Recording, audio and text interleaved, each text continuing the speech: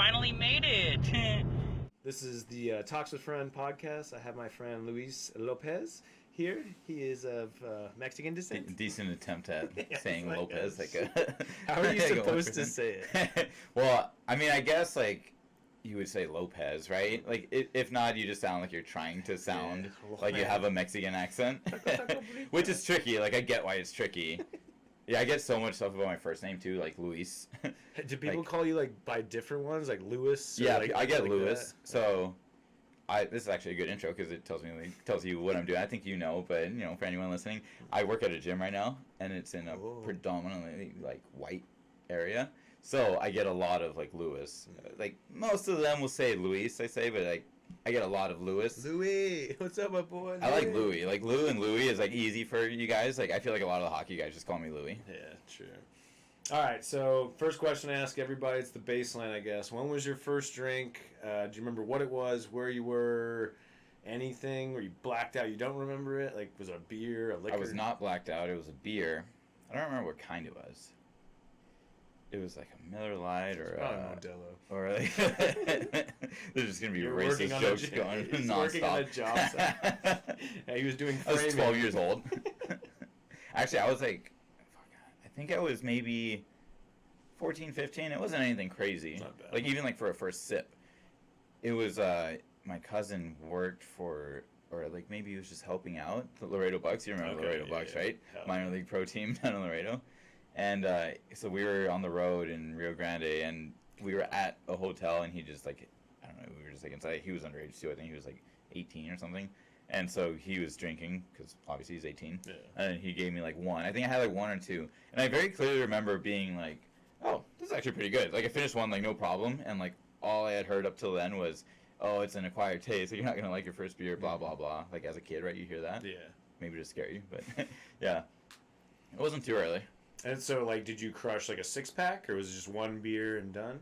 I probably had, like, maybe one or two. I don't think I had more than that, right? I wasn't, like, getting drunk. Like, I think my cousin was even worried about, like, giving me one. He was like, here, you can have this, but, like, I'm not going to get you drunk. Mine was a shitty Corona that I took out to the hot tub at my mom's place. Like, I was like, oh, let me sneak this out to the hot tub. No one will know, and, like, throw it away.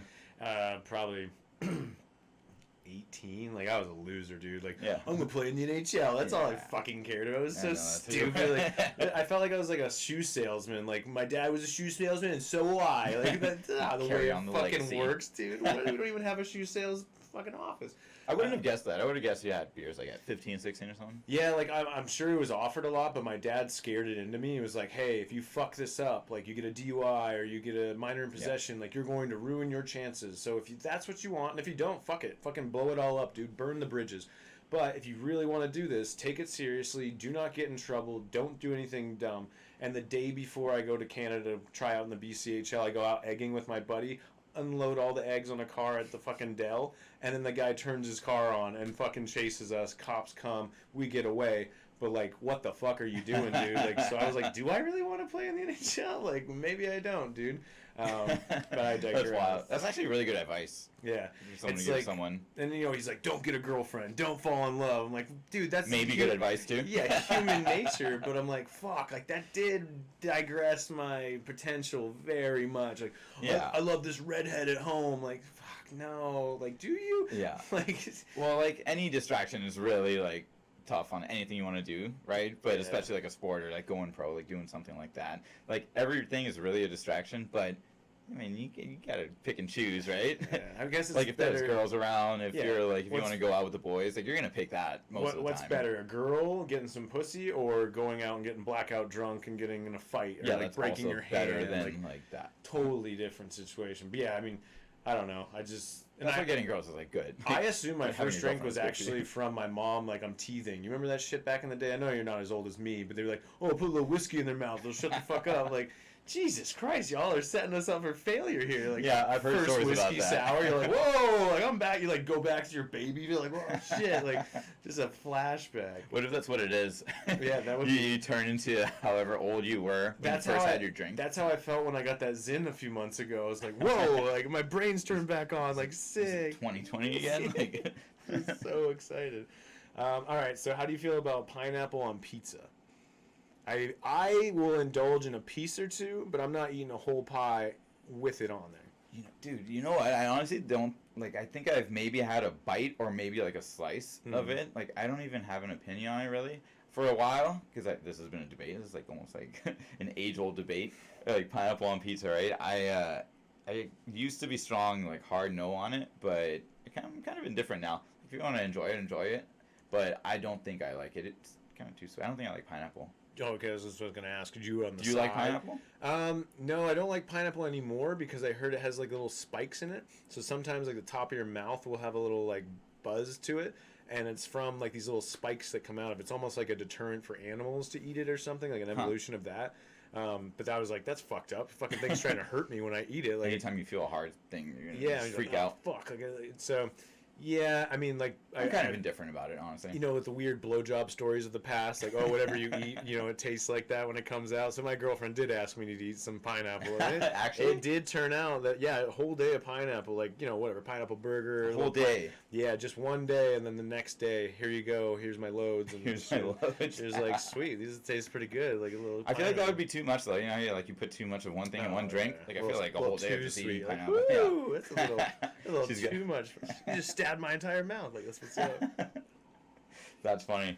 Did you ever hear that they put little like shards of like composite or fiberglass in chew? Yeah, so that was like when I first started chewing Grizzly. Shout out to my dead dog. But R.P. Grizz. Yeah, so when I started doing that, I was like, oh, I like this, but like my lips were like getting torn up. Like I just almost like you bit your lip, but you didn't.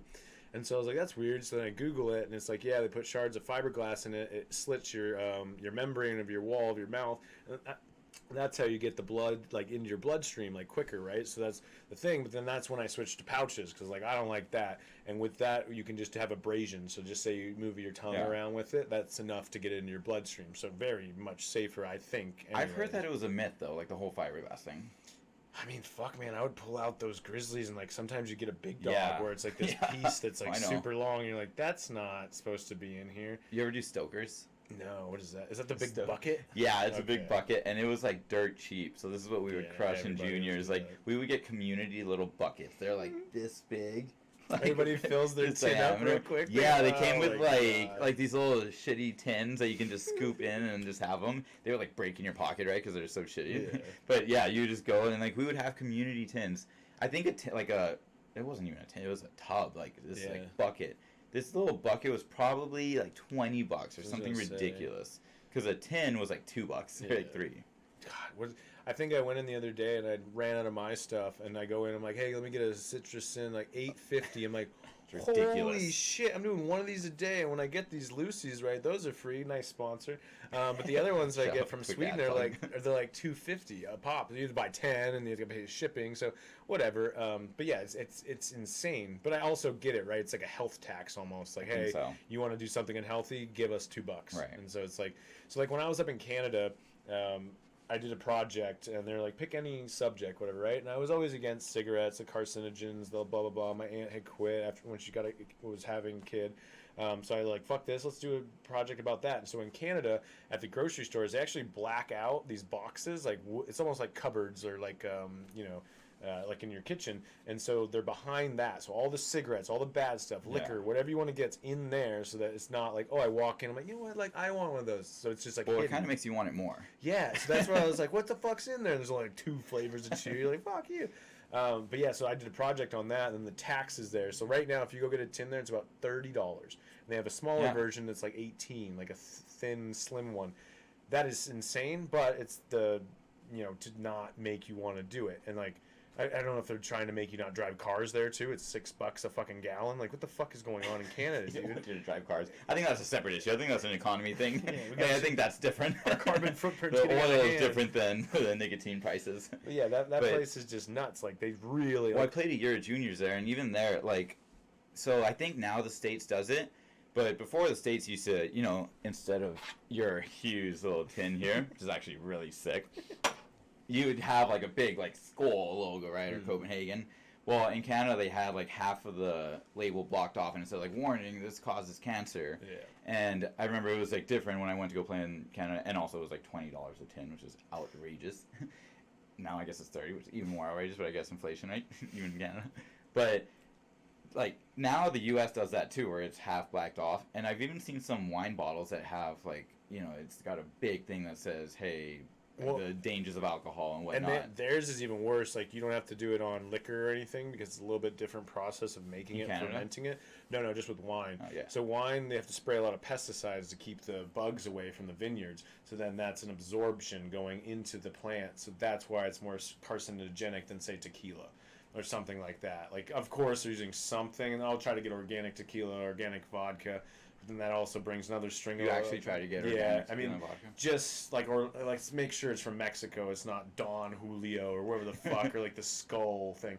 Like, Madison, why did you get the Skull tequila for your freaking wedding? That was the worst, dude. Anyways, but yeah, it's just like I think Dude, weddings are expensive. I don't blame you. Yeah, no. She's probably like, we'll get this $12 bottle. She also said that we couldn't get double shots. We couldn't do shots. And I'm like, this wedding sucks. Like, and we had to be They out by say that at 9 every o'clock. wedding. You can just talk to the bartender and Dude, they'll get you some shots. Yeah, so like I'm when I get there, I'm the first guy there. Like, I'm like, hey, I'm new Kyle, right? We're gonna fucking be on time. We're gonna be like, I was part of the groomsmen, right? So I get there early, figure it all out, text all the boys, hey, room on the right. Get there. I have some leftover beers from the night before, 6 or maybe. I bring it in. No one else brought any beer, no nothing. They just had like their nicotine pens. I'm like, are you kidding me? We are the groomsmen at a fucking wedding of a guy that we love, and no one's getting hammered. Like, not I want to be hammered. Like, I was at my brother-in-law's wedding, and like I was his groomman too, and we were all barely hanging on up there. Like, it was a lot of wobbles and like, oh shit, dude, we might be going down here. But yeah, so like I didn't want to be like that, but like let's have a little buzz going on. Yeah, like, you it's need a a little bit. celebration, and like we're asking. I go up and like, hey, we ran out in the back. Can I get like a 12-pack? Like everyone gets 2. We're not gonna get too fucked up. Like get the vibes going. Like, no, your sister said that. I'm like, what is? Oh, they said no. Yeah, they shut me down hard. But it also might just be because it's me. So I feel like she was like, just has like a picture of me. It's like, do not serve this guy like at all. Like. So maybe that's what happened. Funny. But I mean, she has her right to do that because I'm like, I am the guy that's gonna come in with 12 shots and then no one makes it out of the room. That is the one day the bride can be like, all right, I don't want this. Like, I don't want Hughesy to get this shit. Like, yeah, he can't be getting too buckled here. But it is on the groomsmen to actually bring more beer though. Like me and Matt, Matt Hill. Yeah, he's supposed to come on one day. The first redhead on the podcast. The first redhead on the podcast. Am I the first Mexican? Yeah, I think so. There you go. First Mexican on this podcast. Love it. But no, we went. He had a wedding in November. Yeah, I was like, thanks for the invite, bud. You lived with me. I was like, what? No one wants me to go to their wedding. I actually forgot that he lived with you. Yeah. Like, no, they almost didn't invite anyone from like Texas State. Okay. There was like me, Tyler, Mikey, and that's it. I think Max Conradi was there. Oh yeah, that guy. Oh, yeah. Man. Well, yeah. Yeah, he was there. That makes it even tougher for me. That guy's a fucking loser. Fuck you, Max. They were. Well, you remember they were roommates. Yeah, I also saw him get his ass kicked at Texas A&M when he talked shit to some black guys and they pulled him out of fucking Matt Hill's grandparents' Prius. That was wild. Yeah, just I cannot imagine talking shit while you're at like a stoplight, like, hey, idiots, and then like, boom, you can't get out. There's traffic. I don't even really remember the story. Yeah, were you with him? No. So I just hear the story. He gets there and he's like, Hughes, did you have an ice pack? I'm like, what the fuck? Like, I think I had this was after he. Yeah, so I think I had a first aid kit or something in the room because you had to have one as a USA hockey coach or whatever. So he comes and asks me, his face is all beat up. Apparently, they're driving out of the neighborhood. They don't see the traffic jam in front of them. Like, no one can turn out, like, with a protected light. And so they're all trying to get on this country road. And so Max is like, yeah, fuck you guys. Like, this big group of big black guys, I assume, by the damage to his face. And so he's chirping these guys and like, oh, yeah? And he's like, yeah, fuck you. And so they drive off. Well, now, boop. Like 10 feet away, and then the guys just come up to the window, rip his ass, not through the window, but open the door. I'm surprised Matt didn't lock that bitch up, but maybe he was like, maybe this guy needs an ass kicking.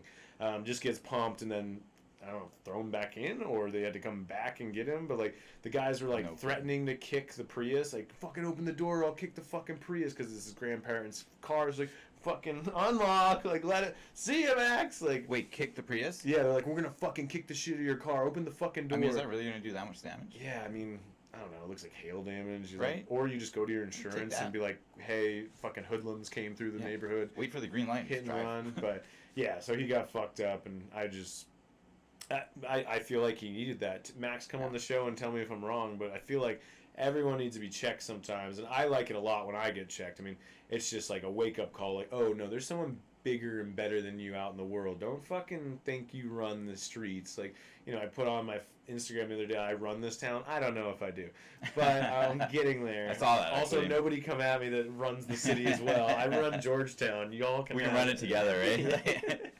I love this quote that just water always finds its level. Yeah. So whenever you think you get too high, like life finds a way to just kind of bring you back down a little bit. It's not to say you don't like think highly of yourself or have confidence, but let's not be an asshole and just yell at people in the middle of the street, right? No, I see all those people that are pent up like that, like yelling at cars or like doing dumb shit out in public. It usually comes from home, like they're abused or their wife hates them or whatever. Especially in men's league, you can attest to this. Guys show up with a chip on their shoulder, and it's like, bro, we're here to just have fun. We all pay for this. Like, we all want to go home at the end of the night and have a few beers. Like, you don't have to do this. But, you know, people just take it to that level because, you know, oh, I'm not getting any pussy.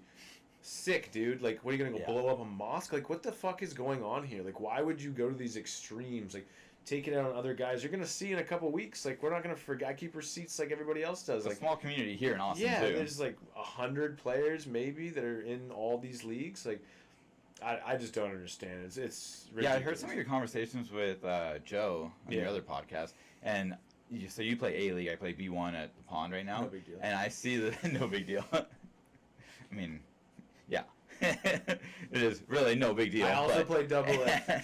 There is a double A, right, at Chap? Yeah, no, at the crossover, I play there. What do you like best? Because I was gonna say B1 is really chippy. It's actually really competitive. Yeah. Like it's.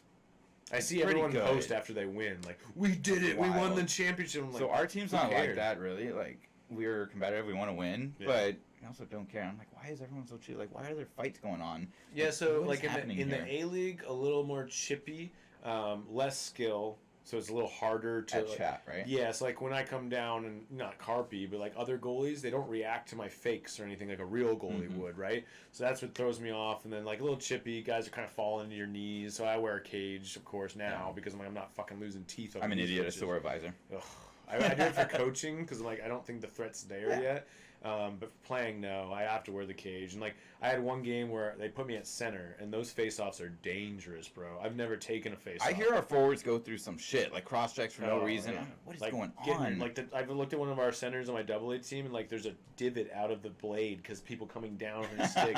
So I had the opposite. Wild. I had people lifting and then clipping me in the lip. Yeah. And so the next day I went out and bought a fucking cage. I'm like, I'm not fucking doing this. Everyone buys a cage after that one time. They get hit in the face with a puck. And 3 in a row. It's like, the fuck is... And it hasn't happened since. Like, I have not had any issues, but I'd rather not have to pay $11,000 for some tooth to be fucking replaced. Yeah. But to the point of which league do I like more, I love Joe. Joe, I love you so much. I like him, and we always win the parking lot. We drink beers. We have fun. We tell stories. Like, he didn't make this team Joe for is that. such a beauty. Right? He's like, hey, I made this team so you guys could hang out with me. You have to. I'm the captain. Like, that. I love that about Joe. The other league is way more competitive, hard-nosed. No one's hitting or anything, but, like, big dangles, like, sick move between the leg bar down. And I miss that from, you know, just say juniors to college. It's like ASU, high level. Everyone just came from juniors. The same thing. When I got to Texas State, I was like, kind of boring. Like, we were just ripping it up, or not ripping it up the years that you at the tail end. So, like, you know, that it's a weird thing. When we had Hayden and Dom and all those guys, like, we were like, I don't think we were ranked in the country as a team, but I think we were in the top 10. All three of us. Me and you, like, my first year, we were pretty sick. Oh, you're like, I was like, just give me a one-timer, and, like, it's going to go. I'm gonna fucking rip it past him or hit him in the head. I actually love playing with you. Remember that. Like, Miles said the same thing one day. Like, he's like, man, it felt right when I gave you that one-timer pass. He's like, just like college. I'm like, it made my job easier. Yeah, I was like, I always thought about that, like, even just in a career or whatever. Like, someone that makes your job easier is like, or you could talk to or whatever. Like, what a fucking person. Like, someone that just goes there to work. Like, I'm just trying to do my job, dude. Leave me alone. Like, okay, fuck. Like, this is a fucking, like, pulling teeth with this goddamn...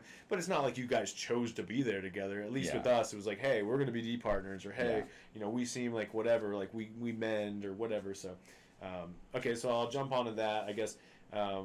Way off topic here. No, that's good, though, because I'm actually always curious about the beer league experience with people, because, like, I love the guys that I play with right now at B1, but whenever I go to A, it feels a little bit...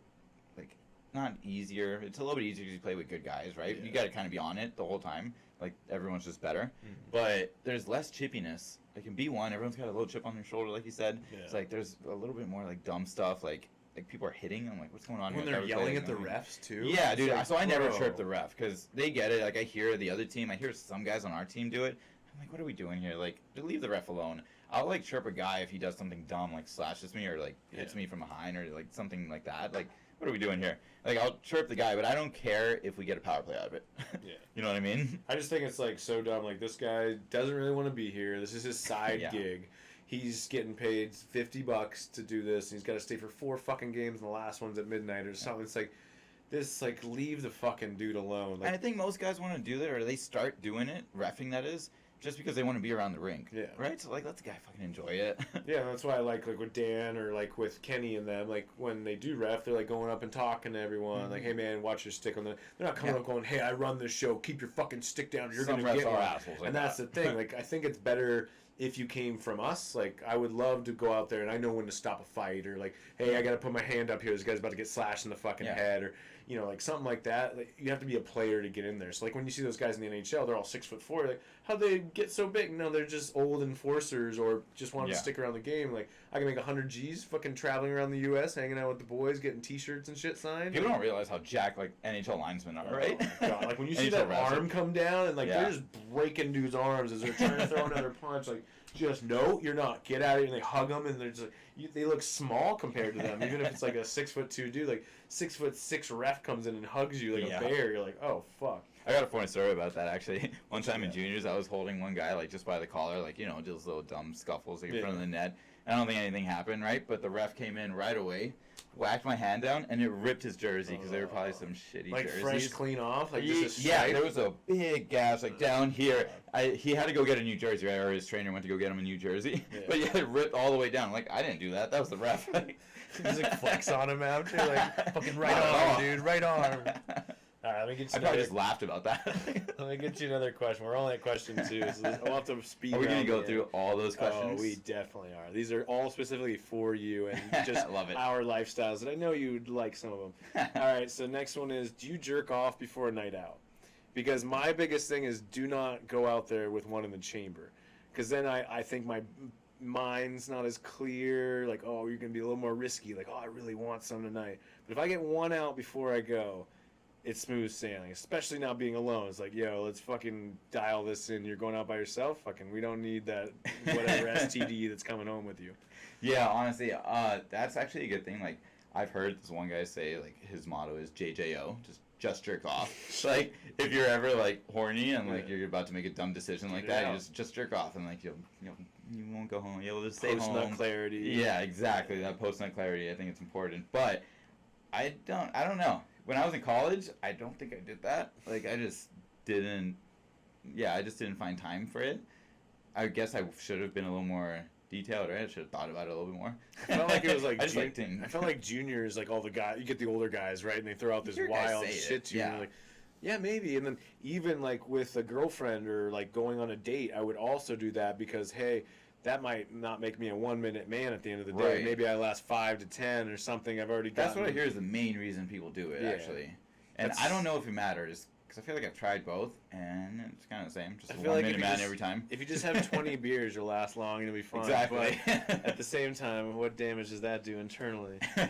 Yeah, I have no idea what the difference is. Like, we need like an Andrew Huberman podcast to say like, what does Well, the jerking off science do? is- 'cause, like, He needs to have a podcast about just masturbating. Remember, like back in the day, like he might actually. I don't boxers and like athletes would say like, don't have sex the night before. It Yeah. like lowers your testosterone. know. Like girls weaken the legs. Yeah, Like, I'm like, dude, I would get a blowjob on the way to the rink for my girlfriend in Yeah, I Alpena. don't- What's up, Heather? But like, What's up, Heather? I would just like, I would. hey, it's get what the that. pros do, And honestly. I felt light. Like I would eat like a lunch or brunch kind of situation, not eat the rest of the day, feel light, blow it out in her mouth, and it's like, okay, I feel like I can go. What it is like, I think it's just you're like happier. Like, Yeah, I mean like the Or more dopamine confident, or maybe, yeah. serotonin. Yeah, I think like, it's 100% like chemicals are going on inside your brain, 'Cause, like, like, dopamine and all that. Have you seen 500 Days of Summer? Like after he has sex Yeah. with Summer, and he's like fucking dancing and Yeah. high fiving everybody Yeah, through the park. yeah. Like, that's what I felt like. I was like, bro, like Classic scene. we're ready to go. I didn't think you'd know that movie. That's one of Oh, my I didn't favorite know that movie. movies. dude. Okay, good. I was like, shit, he might know this reference, but what I want, oh my god, so good. That's a good movie. Yeah, that was like, it's so heartbreaking and awesome at the same time, because, and I think when it came out, I was in the honeymoon stage still with my girlfriend of 4 years in high school, and then when I saw it, I was like, no, it's not gonna, no, we're gonna be happy together, and then I was That's like, so cliche. fuck, and then I had to live through it. I'm like, that motherfucker told me what is gonna happen, and it still happened. That makes like, those movies better, though, right? Yeah. Like, if you rewatch And that, you're like... you rewatch when you're 20, you're like, fucking hell, dude. They told me not. My dad was right. That's such a chick thing to do, too, right? Like, just watch, like, breakup movies. Just cry with a bottle of wine. It's so cliche. Alright, so next question. So, no, I don't think I do. I've never, like, thought about it that... Never? Yeah. Okay. I mean, I've thought about it, but I never, like, planned it out. I'm a very preemptive guy. I shouldn't say never. Because of the life experience I have. So, like, me and Joe, I told you the story earlier about hitting the ice on the bridge, right? So me and Joe are driving out of San Antonio. It's sleeting. I take my sunglasses off. It's bright as fuck outside. And so we go over this bridge. Like, why'd you take your sunglasses off right there? I go, because if you were to hit the wall, because this might freeze, I don't want the glasses breaking into my eyes from the airbag. And he's like, you're fucking weird. And I'm like... I've got a little bit of that in me, actually. Like, I think my fiance can attest to that. Shout out Cassie. She, like, I've got, like, these weird little quirks like that where I'm super detailed about certain things. Give me an example. Where, like, she wouldn't think about things where... You know, if we're, you know, I'll just think about every single thing that, like, before we leave the house. I'm like, just little things. I can't think of an example right now, but I'm just way more, you know how they say in a relationship, like, one person, like, knows how to load the dishwasher. The other person loads it like an animal. Yeah. Well, I'm more of the load the dishwasher perfectly, right? So, an example for me is we had all these tables at Embers. What's up, baby? Get on the podcast. So then we have all these tables, like VIP, but you don't have to pay for them because, like, it's a free show. So we're standing there, and then Allie's like, well, I would need more space to dance. So she goes to the other booth, and now she's standing by herself dancing and having a great time. Like, you're going to bring somebody, like some dude from across this place is going to, I'm just giving her a heads up, like, hey, you know me, so when it happens, you either get back over here or I have to come deal with it myself. I'm the new sheriff in this town. I run the city. Clearly, check your Instagram posts. So I was like, I just want to give you the heads up. And she's like, that is fucking ridiculous. I'm like, but guess what? 3 guys show up 5 minutes later, like, hey, what's up? What's your name? And I'm like, get over here. You need more space? And then I'm the guy by the fence now, like, hey, what's up? And they're like, oh, dude, yeah, what's up, man? Like, whatever. Like, I don't know how. You know Allie? Yeah. She's coming home with us, dude. Oh, God. All right, so next question for you. Do you still have a dream? Like, is there a career, or you want to still make it pro at 30 something? Like, what is the dream? I think going pro is out of the question. Dude, actually, like, I mean, you can really... What'd you say? You feel like you can still do it? Well, I mean, you go to the Fed, for like right? 1 You year. go to the Fed. You maybe SP. Is the SP still a thing? Yeah, I could do that. Shout out Henry Berger. Henry Berger is such a fucking Henry beauty. Berger's in the Booger Boys. He won't text me back. No? He's like... He'll watch this. He'll watch this. He asked me to, like, work the Pro Ambition camp, and I just gave him your name. Like, tell him, and since then you've done guy, it. And so I'm like, hey, like, here you go. But every year he's like, hey, you know, Jeff forgives. Like, everyone goes through a bad thing. And I'm like, I'm good, dude. I have a job. Yeah. Like, I don't need that. I can't take a week off of work to make less than I would make at work. Like, why would I do that? I do it every, like, once a year because I just fucking love it. It's called really No Ambitions. Game. Look it up. No Ambitions Hockey out of Boston, Massachusetts. Fuck you, Jeff Sarow. Yeah, Hughesy and him have beef.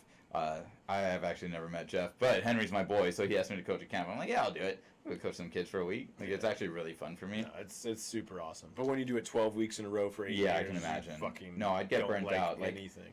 Like, yeah, that's kind of like, I feel like hockey burns you out in general if you're not careful. Like, you can relate to, like, trying to go pro, right? Like, you were way closer than I was, but I kind of always wanted to go, like, minor league, right? Like, I wanted to play, like... Was there ever an opportunity, or, like, a college, like, besides Texas State? There was, like, D3 colleges that, you know, were giving me, like half scholarships, not even scholarships. It was probably like whatever scholarship they would give to any like incoming freshmen. Pay for your room and board. Yeah, something like that. Where it was like I would be like playing in the middle of bumfuck nowhere, like Finlandia, Michigan, or like Washington, Minot State in North Dakota. Yeah, like there were like cities like that where I was like, I'm just gonna go back to Texas. Like I kind of always had in mind that I was gonna go to Texas State too. Like if hockey didn't work out. So I was like, I'll just go back and play club, whatever. Did you always think, like, party school, play club? Or were you just like, I want education and... No, I wish I would have, like, thought more about my education, actually. like thinking back on it, but I really don't regret. Like I don't regret playing 2 years of juniors. Yeah. I'm gonna smack this thing right here.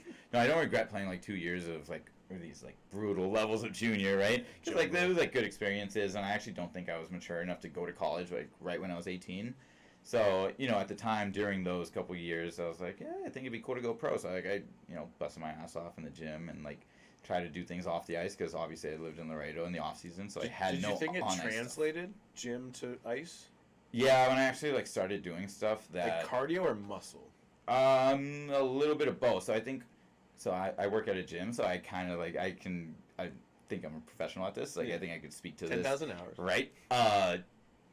I say that like to be humbly because I don't like when people just start like talking out of their ass about I think you should do this. Once. Yeah, You're like, what no, the I fuck? actually know a little bit about exercise. So it's like you need the cardiovascular stuff and you need strength.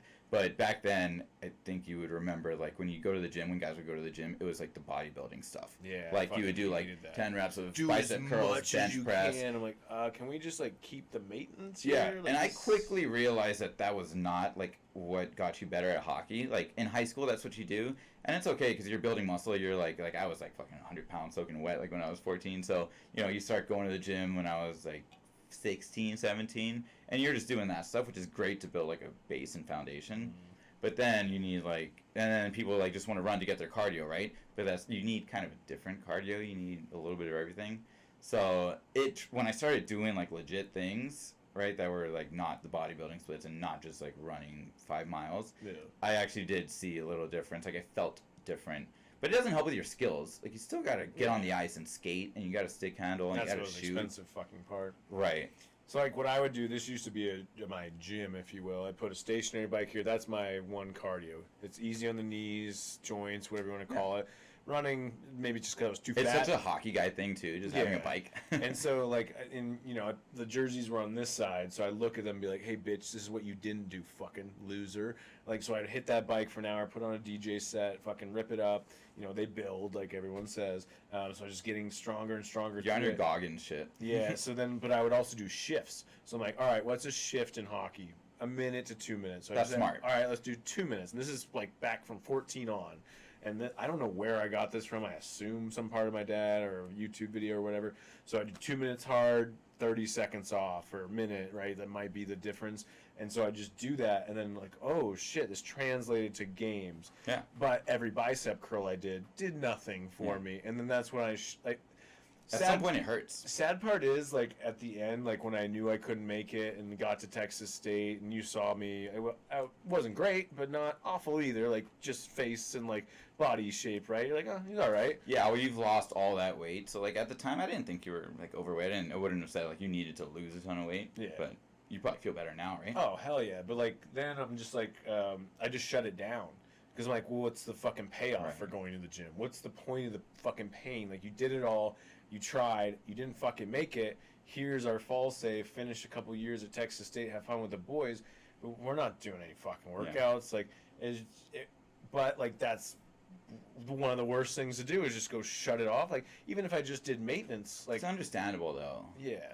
Like, the psyche of, like, not, of, like, failing, like, quote-unquote failing at something, like, not going pro like you wanted to. Like, the psyche of that, can really affect you where you're like, why would I go work out? Like, I get it. I think that happens to a lot of people. I heard it from, like, Arian Foster on my favorite podcast, Macrodosing. They're just talking about, like, what happens when you leave a sport, and it's always fucked up for everybody, right? Even just us. Like, you go through a whole mental thing, and they say it's, like, almost watching your younger self die. And then you have to become the new thing or the new... I work in a fucking masonry company now with a roofing company. Like, I was never destined to do that. I was supposed to do hockey forever. And that's why I keep coaching and doing all that stuff just to keep the creativity and the spark going or whatever. But, like, I never thought I would be in this situation. Like, I thought just hockey and do it forever. And it's not at all. Like, that's where I feel bad for people that throw it all out there. Just like Henry, right? Like, he goes and plays in these feds and stuff. It still has the hockey thing going, but say he didn't. Goes and plays 10 years pro, low level, $350 a week. You got no money at the end of the day. You're just your beer money and your groceries. And then what do you do? Like, that transition fucking sucks. And like they said, like, that's like your younger self or your dreams dying. And it's almost like you have to mourn those. and mine might have been a longer morning than the rest of us. Like some people are like, oh, I'm in tech now, and now I sell fucking Teslas. Like I have no idea. Yeah, no, I resonate with that actually. Like, what was the hardest time for you in that transition? Like, not to say like you're boozing or like just partying or whatever, but what was it like? Just mentally, like I'm not with the boys, or I'm not at the thing. Or... Yeah, I think it's like when I stopped playing juniors, which is kind of when like the same like you. It was like, okay, it's officially over, right? Like no one's gonna go like ACHA to the they show. Just call you, hey, you're number one draft pick next year. And but also like you said, like I wanted to go pro, but I also, and maybe this is a little fucked up. Like now looking back on it, maybe I tell my younger self like, dude, tell yourself you can go to the NHL, and maybe you can. I don't think that was realistic, right? Like, 'cause I started playing a little late, and I'm from Laredo. Like, just the circumstances, environment, whatever. Technically excuses, but like, so I told myself like I wasn't gonna go to the NHL, so I'm gonna go like minor league, right? And so like CHL, ECHL, SPHL, whatever. Yeah. And like you said, you end up like you're 35, and like, okay, what now? Yeah, look, like, what do you put on your resume? Yeah, like I'm not making a good living. Like you're just playing hockey, you're just extending. Like I've heard people say that SPHL and leagues like that are just an extension of junior hockey. Yeah. Right, that's pretty much what it is. But so I think the toughest time for me was like after juniors, like going to Texas State. Like I didn't even want to play, right? And you know me, like I'm not great. Like I didn't dominate Texas State like at all, right? I'm not putting up points or anything, but I just didn't want to play because I didn't feel the need to. And then I quickly got the love for it again, right? And there's actually a quick side note. There's a book named, I don't know how many books you're reading like this, but there's zero. So there's a book by Stephen Kotler. He's a neuroscientist, I believe, and it's called The Rise of Superman, and he talks a lot about that. He talks about it in terms of like X Games and people who do extreme sports, that when they're done with that, like when they're done with any sport, they go through this kind of depression phase, because when you're in sports, you get these crazy adrenaline rushes, right? And you touched on dopamine a little bit earlier. Like you get all this dopamine rush. Like there's nothing that really compares to that. Like can you imagine being a professional athlete, running onto the ice, running onto the field, skating onto the ice, like thousands of fans. Like if you're a star, like you know they're there to see you. Like you score a goal and like the fucking fans go crazy. Like arena goes crazy, lights are buzzing, goal song, 6LE, right? Like there's almost nothing in real life that can replicate that. So then you struggle, like, just physiologically. Like, you're not producing those same hormones, right? So you're like, what do I do? Like, I guess I turn to, like, drugs, alcohol, or, like, I find some other way. And like you said, some people find it quick, right? Like, you gave the example of tech. Like, it could be anything, right? Yeah. Maybe a hobby that gives you similar things like that, like learning an instrument, starting a podcast, right? No, like, you find, like, ways to get that. And so I think as a kid, if that happens to you at like 18 or 19, which is kind of a reason why I think like a lot of hockey guys are a little messed up, they like that happens, right? At 18, 19, and you're like, well, I don't know what the hell to do now, right? It's a tough road, but like, maybe I got this from that book that you're talking about, but the explanation on dopamine is it's a preemptive thought. Like, I'm going to go out and I don't know the outcome of this game, but I hope we win. And then when you win, dopamine, like that in any situation too. It doesn't have to be sports. Like, oh, I think I'm gonna get laid tonight. Take a girl out, she comes back, fucking takes off the dress, and you're like, that's a dopamine hit. Like, you don't care about the actual act or the actual how weird win. Is that though? I always thought dopamine was something else. Like, I'm happy, that's dope. No, it's not. It's the lead up to Dopamine's the action. Like, it's so weird. And a lot of people are talking about it now. Like Andrew Huberman's like huge in it. I listen to him every week. Love that guy. Yeah, right. He's actually really good at what he does. Like he just simplifies. And then he says, "Oh, I'm tatted from my wrist up to my neck." I'm like, "What?" He's so relatable. He's like the perfect podcast guy. Like there's a reason why everyone loves him, right? There's a reason why everyone listens to him, and I think that's why a lot of people know about dopamine too. But apparently, like as soon as you hit whatever goal you're striving for, like there's like a down phase. Like so leading up to it, it's that cliche. Like the journey is better than the destination, right?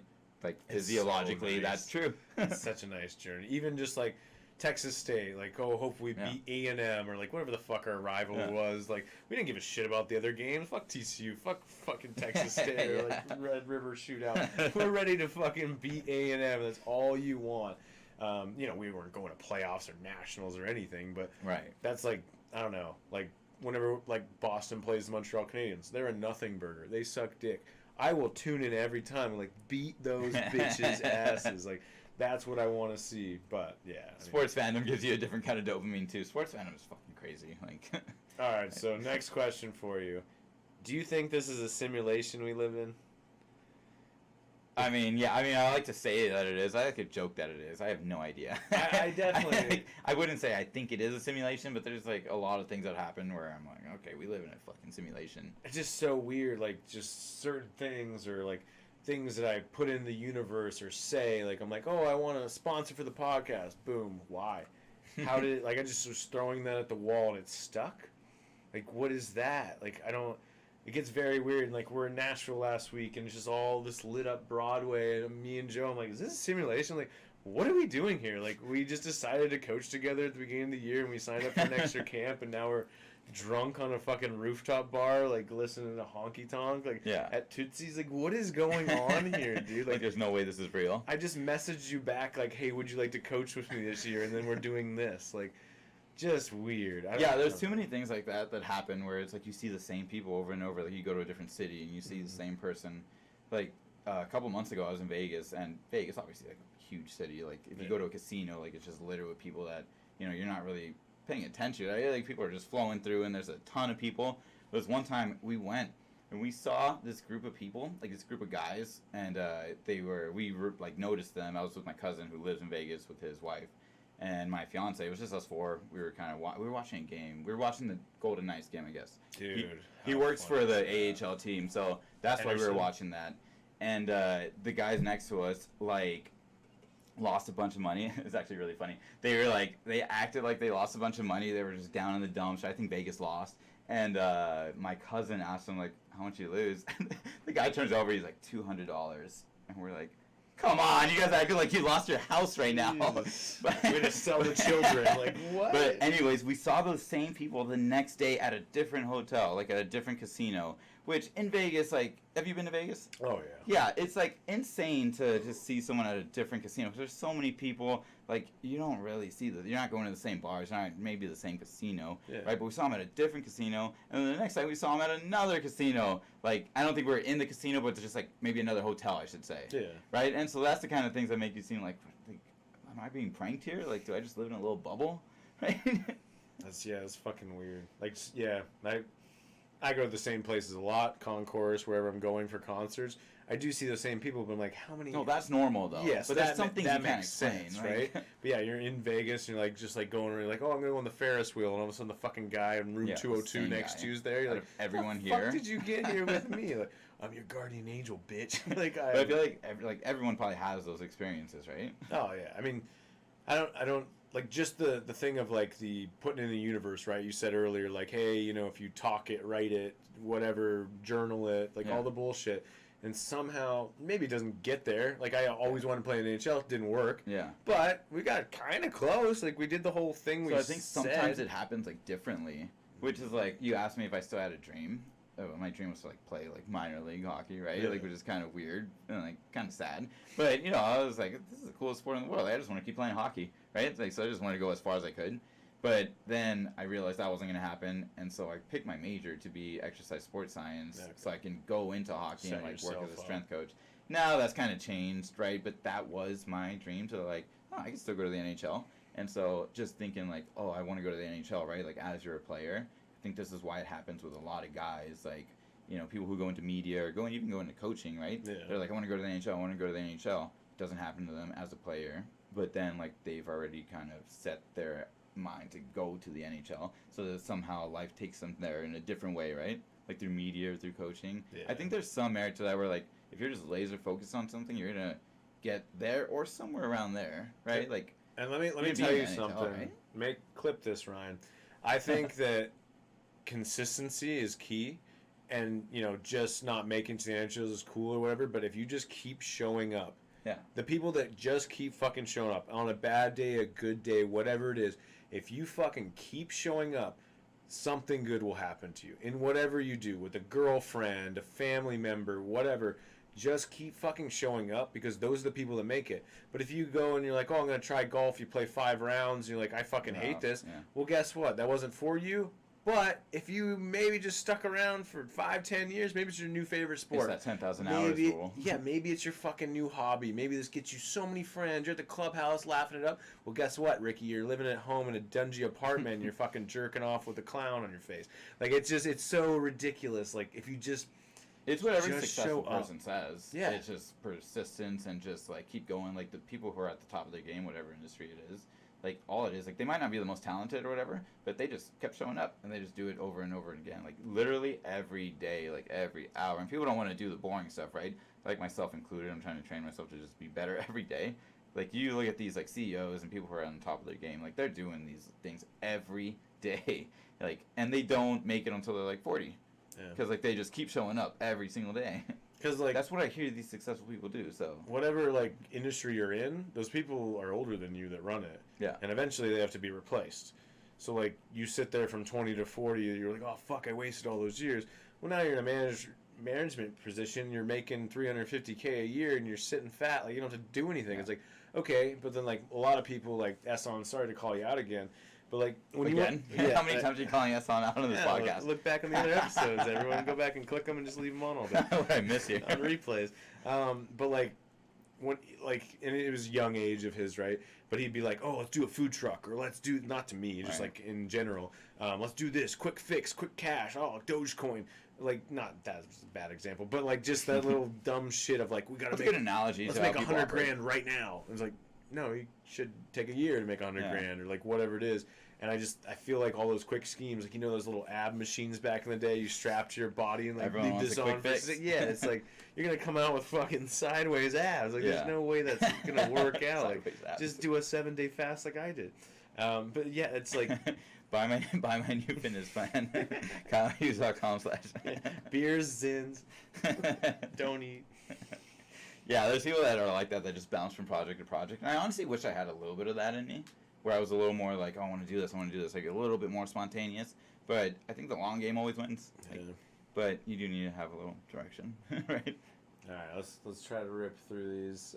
Actually, a couple. How many questions do you have here? I think there's 10, but we don't have to get to them. Are you scared to die? That was one we brought up earlier before. Right. That was, like, for me, like, my entire life, like, this is fucking awesome. Like, let's just keep doing this. But then you're like, oh, shit. Like, it goes away? Like, when I was first taught that, I'm like, that is fucking scary, dude. Like, and yeah, there's not fun times and there's fun times. But, like, I'm at a point now where it's on a rise. And I'm like, this would suck to go out. And you don't know when your time comes either, right? I could go out, walk out to get the mail and get hit by a truck. But I like to think that I can manage my life enough so that I don't go out too quick. Like, I'd like to make it a 75. I don't think that's egregious. Like, when people are like, well, you have 100 years to live, I'm like, no. Like, average for a guy, I think, is 75, 78. And, like, you're lucky if you still have your brain at that point, too. Like, Jimmy? Like, no, it's Megan. Like, it's just, you know, it's... I want to live to 100. I would hope I could, but at the same time, to be realistic, I'm like, I think 75, maybe. Well, I've never wanted to be, like, old and, like, useless, right? Like, I've always wanted to enjoy my life. And I think I've realized that older people, they just kind of find the happiness in, like, little things, right? Like someone who's sitting down in the house. Yeah. Said they love me today. Yeah, you find joy in different things, so it's not like you're living the same life, but you can still be happy. But to answer your question, I don't think I'm scared to die. Like, I don't want to die, and like I said, I want to live to 100, but I'm not scared to die. Like, I'm not that I'm not afraid to die. What do you think, like, your last thing? Like, I want mine to be, oh, shit. Like, you know, just like... you want it quick. You want it not expected. Because I don't want to be, like, in the hospital, like, we think you can come back, and I'm like, kill me. Like, it's just... Where's the off switch? Yeah, like, I'm pulling my own plug. Like, I don't want that. You're slipping the nurse a 50. Here, just take this blank check, please. Like, there's nothing in the account. I'm like, fuck. But it's okay, because you'll die, so they won't come back to you.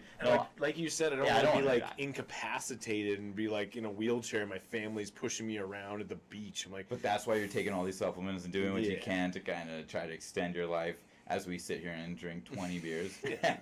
No, I'm the same way, man. Like, I'll do, like, all these supplements, right? Like, it's getting a little bit outrageous, actually. In the morning, I'm doing, like, you know, vitamin D. I'm 24 doing, like, fucking pills a day. Right. You're doing 12 in the morning, 12 after. You're not supposed to take them all at the same time. Did that for a while.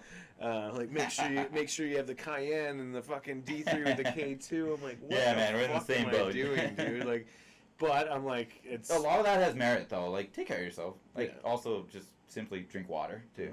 Like, drink a shit ton of water. Eat whole foods. Like, stuff like that will help. Kind of, like, decrease stress. And you'll extend your life, I think, right? As opposed to not doing any of that stuff.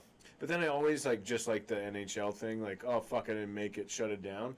I also like, what if I'm doing all this, spending all this money, and like I said, walk out and get hit by a bus? It's like, yeah. But that's just the chance. Like, I've lived here that's for the way life is. I've lived here for 2 years, and I've heard 3 tornado sirens. Not my cup of tea. I was in one in Sugar Land, Texas. My dad was the Arrows, and that was scary as fuck. Like, every time the AC unit came on for the next 3 months, I was waking up and like sweating, like very scared. But like, yeah, that's like one thing about this. I'm like, at least if I was in Jonestown or Lakeway or like somewhere. How far are these tornadoes? I'm saying they're probably in Jarls, like 50 minutes away. Okay, like north? Yeah. Okay, so I'm a little bit more like southwest-ish from here, I guess. And I would assume you have more hills or like just there's some more kind hills. of I'm barrier. like the 4 Points area. You're an Austin boy, like 4 Points area. So that makes sense. Yeah, so like that's where with I'm me at. is like I live in a prairie. Like this will all go Yeah, away. because I was gonna say like I've never heard of tornadoes here. Yeah, like around my area, I guess. Yeah, I don't think there's technically been one in Georgetown. When Allie was coming up one time, she was coming wherever it was. I think in Bastrop area. There was like 3 weeks ago. She's like, "Oh, I'm just gonna pull over." I'm like, "Why?" She's like, send me the fucking clip of her phone. I'm like, "Oh shit." Like, that's probably dangerous. You should walk into it. Should we go? Should we check it out? Hey, I'll pick you up. I'll drop you off. She drops you off. Hey, let's go check it out. She just drives off. See ya. That's awesome. No, I'm not scared to die, though. Like, if a tornado happens, it happens. Like, Yeah. I think the key is to just, like, enjoy your life. That way, when death does come, you're like, fuck it. Live a good life. That's why I like when anyone's like, "Hey, you want another one?" I'm like, "Yeah, I'll take another one." Because like I don't know if fucking Could be your tomorrow last. comes. Like, yeah, it could be my last. All right, so next one here. Do you honk at cars in any situation? They're not moving at a stoplight. You see them on their phone. I have like I get rattled by it, and a lot of Yeah, people I can see that. hammer it, and I'm like, "Motherfucker! Like I got hockey sticks in here. You want to go? You want a Sherwood bow tie?" Like. Very aggressive, but I just don't think it's needed unless like you're asleep at the wheel. It's like, very rarely needed. Like, I don't honk, especially not aggressively like that, where people are holding onto it for 5 seconds, right? No, I'll give a little tap when someone's like asleep at the light, like not literally asleep, but someone's like, if it turns green, I'll wait a couple seconds, right? Like maybe 3, 4, 5. I don't know what is appropriate. That's but 5. yeah, right. And I'll give it a little tap. Like, I'm almost, like, scared to tap it, too. I'm, like, scared to hurt the guy's feelings. I'm such a pussy. But, no, I also do get rattled by, like, just random honks. I'm like, you honk at me? And I've been, like, better at it lately. But, like, people are like, I just hear a honk. I'm like, are they honking at me? I get, like, self-conscious about it. I feel like it's pushy shit. Or It is. Whatever. It's like. What do you hope to accomplish with a honk? Yeah. And, like, when you hammer it, like, what are you really trying to do? And then, like, when you. Say you just have an aggressive guy that's trying to get somewhere and it's a one-way or whatever, and he's on your ass, then you hit the light and like you just slowly progress because you're trying to save gas money. I don't know what the fuck's going on. But like then they're just riding your ass and like flashing the lights like, oh, the lights! So I guess I gotta go 70 right? now. Like, why the fuck would I speed up because you gave me the lights? We're in a one-way each way. You could be killed if you pass me. Like, do that, you fucking bitch. Right. Like, I cannot stand those guys. And like in Canada, they'll honk at you at a light. Like, so I was going to pick up all the boys for ASU because I was like from there. So like, hey Auntie, can I use the car? Go pick up all the boys from the airport and drop. I'll try to make it cost effective.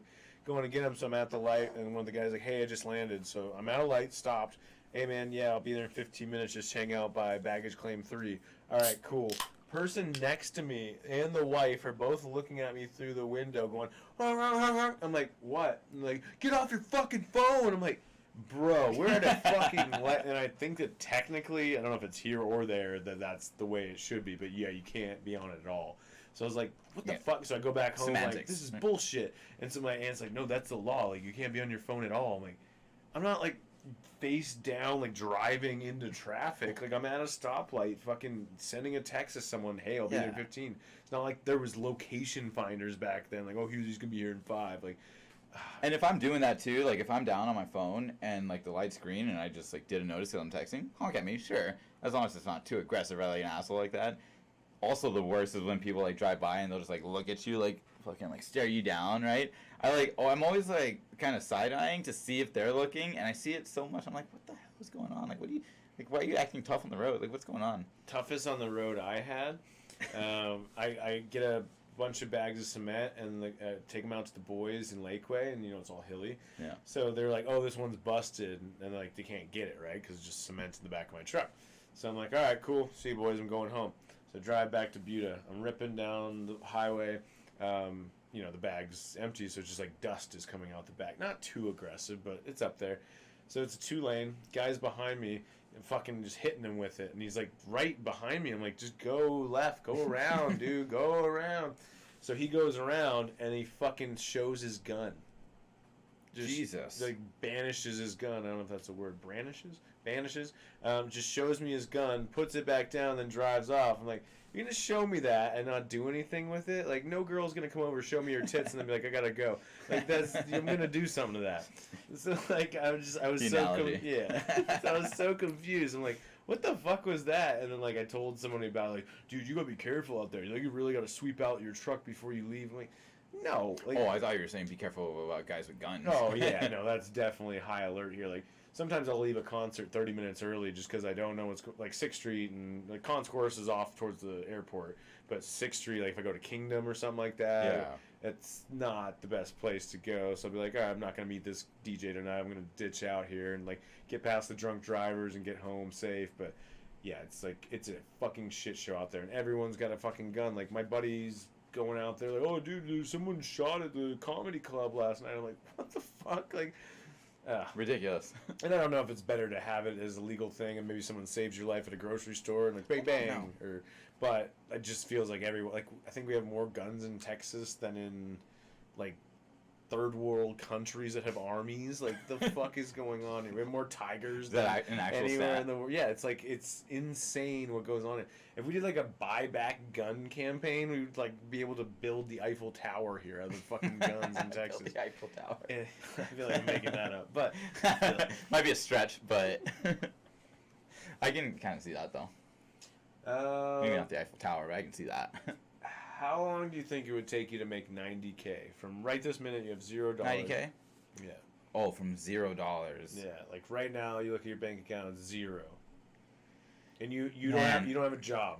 Don't have a job. Like, do I have skills? Like, do I have? Yeah, anything you want. Like my college education, current college education. You got everything you have. No job. Start $90K. You don't even have experience, but you have all the shit in your brain. No experience, but I have knowledge. You can't have a resume and be like, oh, I worked at Apple for 10 But I've got years. like knowledge, right? Like courses, you have right certifications, now. and stuff.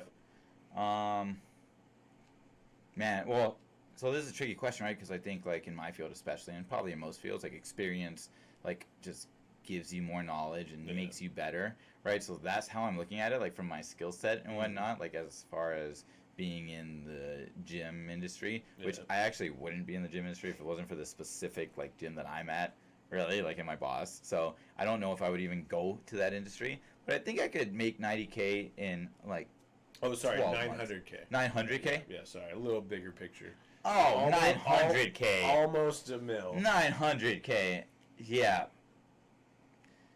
Man, so I think what I hear from like 10 plus or under. I think probably 10. Yeah. But I think it would like take long to get to like 500K. So right, because also you can throw in there, you can do investments once you get to the 500K, right? Yeah. So that's where you can multiply and get up quicker. But so are you talking 900K like yearly? Like no, just like in your bank account from 0 to 9. You just want in your bank account 900K. Yeah, and that's like you still have to live. So like I made like it's really not 900 because you're paying. Yeah, I don't know because I don't think that many people have 900K in their bank account. Yeah. The reason I bring this up is that the rink manager or the guy that built the crossover just gave away 900K to a guy that said he was in the FBI and would have to protect his family. The cartel were coming after them. No shit. He gave him 900K and the guy split town. The guy split town. It's on KXAN. You can look it up on YouTube. Like it's a whole interview with him. No way. Yeah, the Perardis. I don't know if you know him. No, I don't know. I'm familiar with the crossover, but I don't know the guy personally. Built it. Yeah. But like an investment group gets all the shit. Didn't do well because COVID.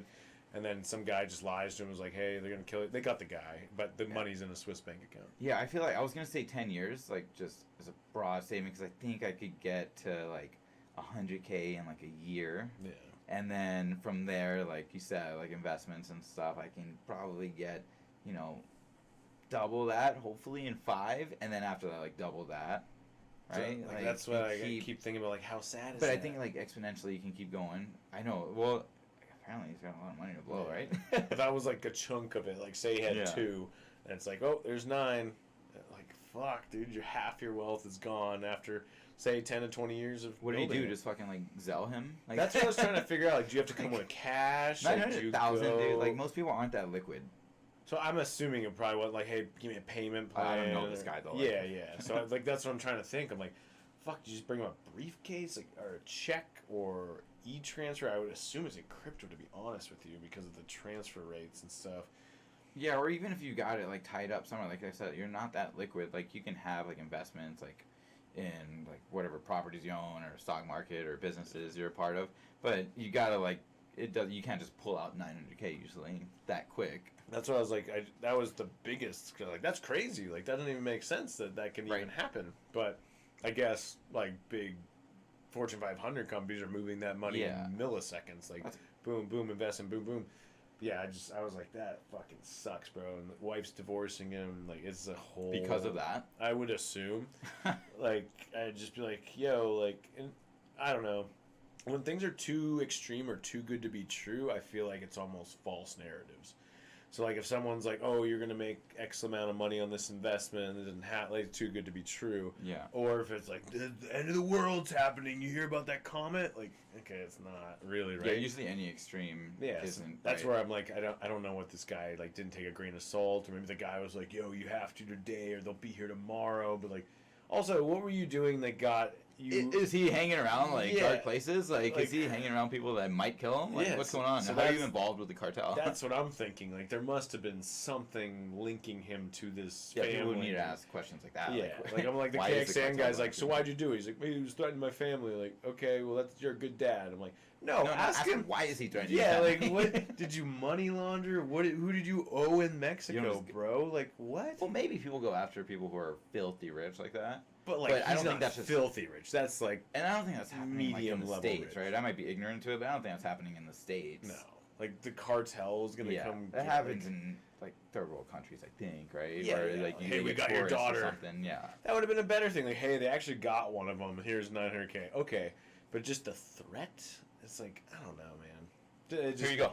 it rubbed me the wrong way. I'm like, I thought that guy was cool. Like, he bought me drinks a few times. He's not cool. Fuck you, Eric. Like you almost like don't like respect him because he gave the 900K. Yeah, it's like, bro, like, suck it up. Like, and he's got a big family and whatnot, but like, unless, like we said, if you're involved in something, yeah, that's a high threat. Maybe that guy just knew that, like, oh, he's in with this guy, and like, I'll just lie to him and say Jose is gonna come get you if you don't do this.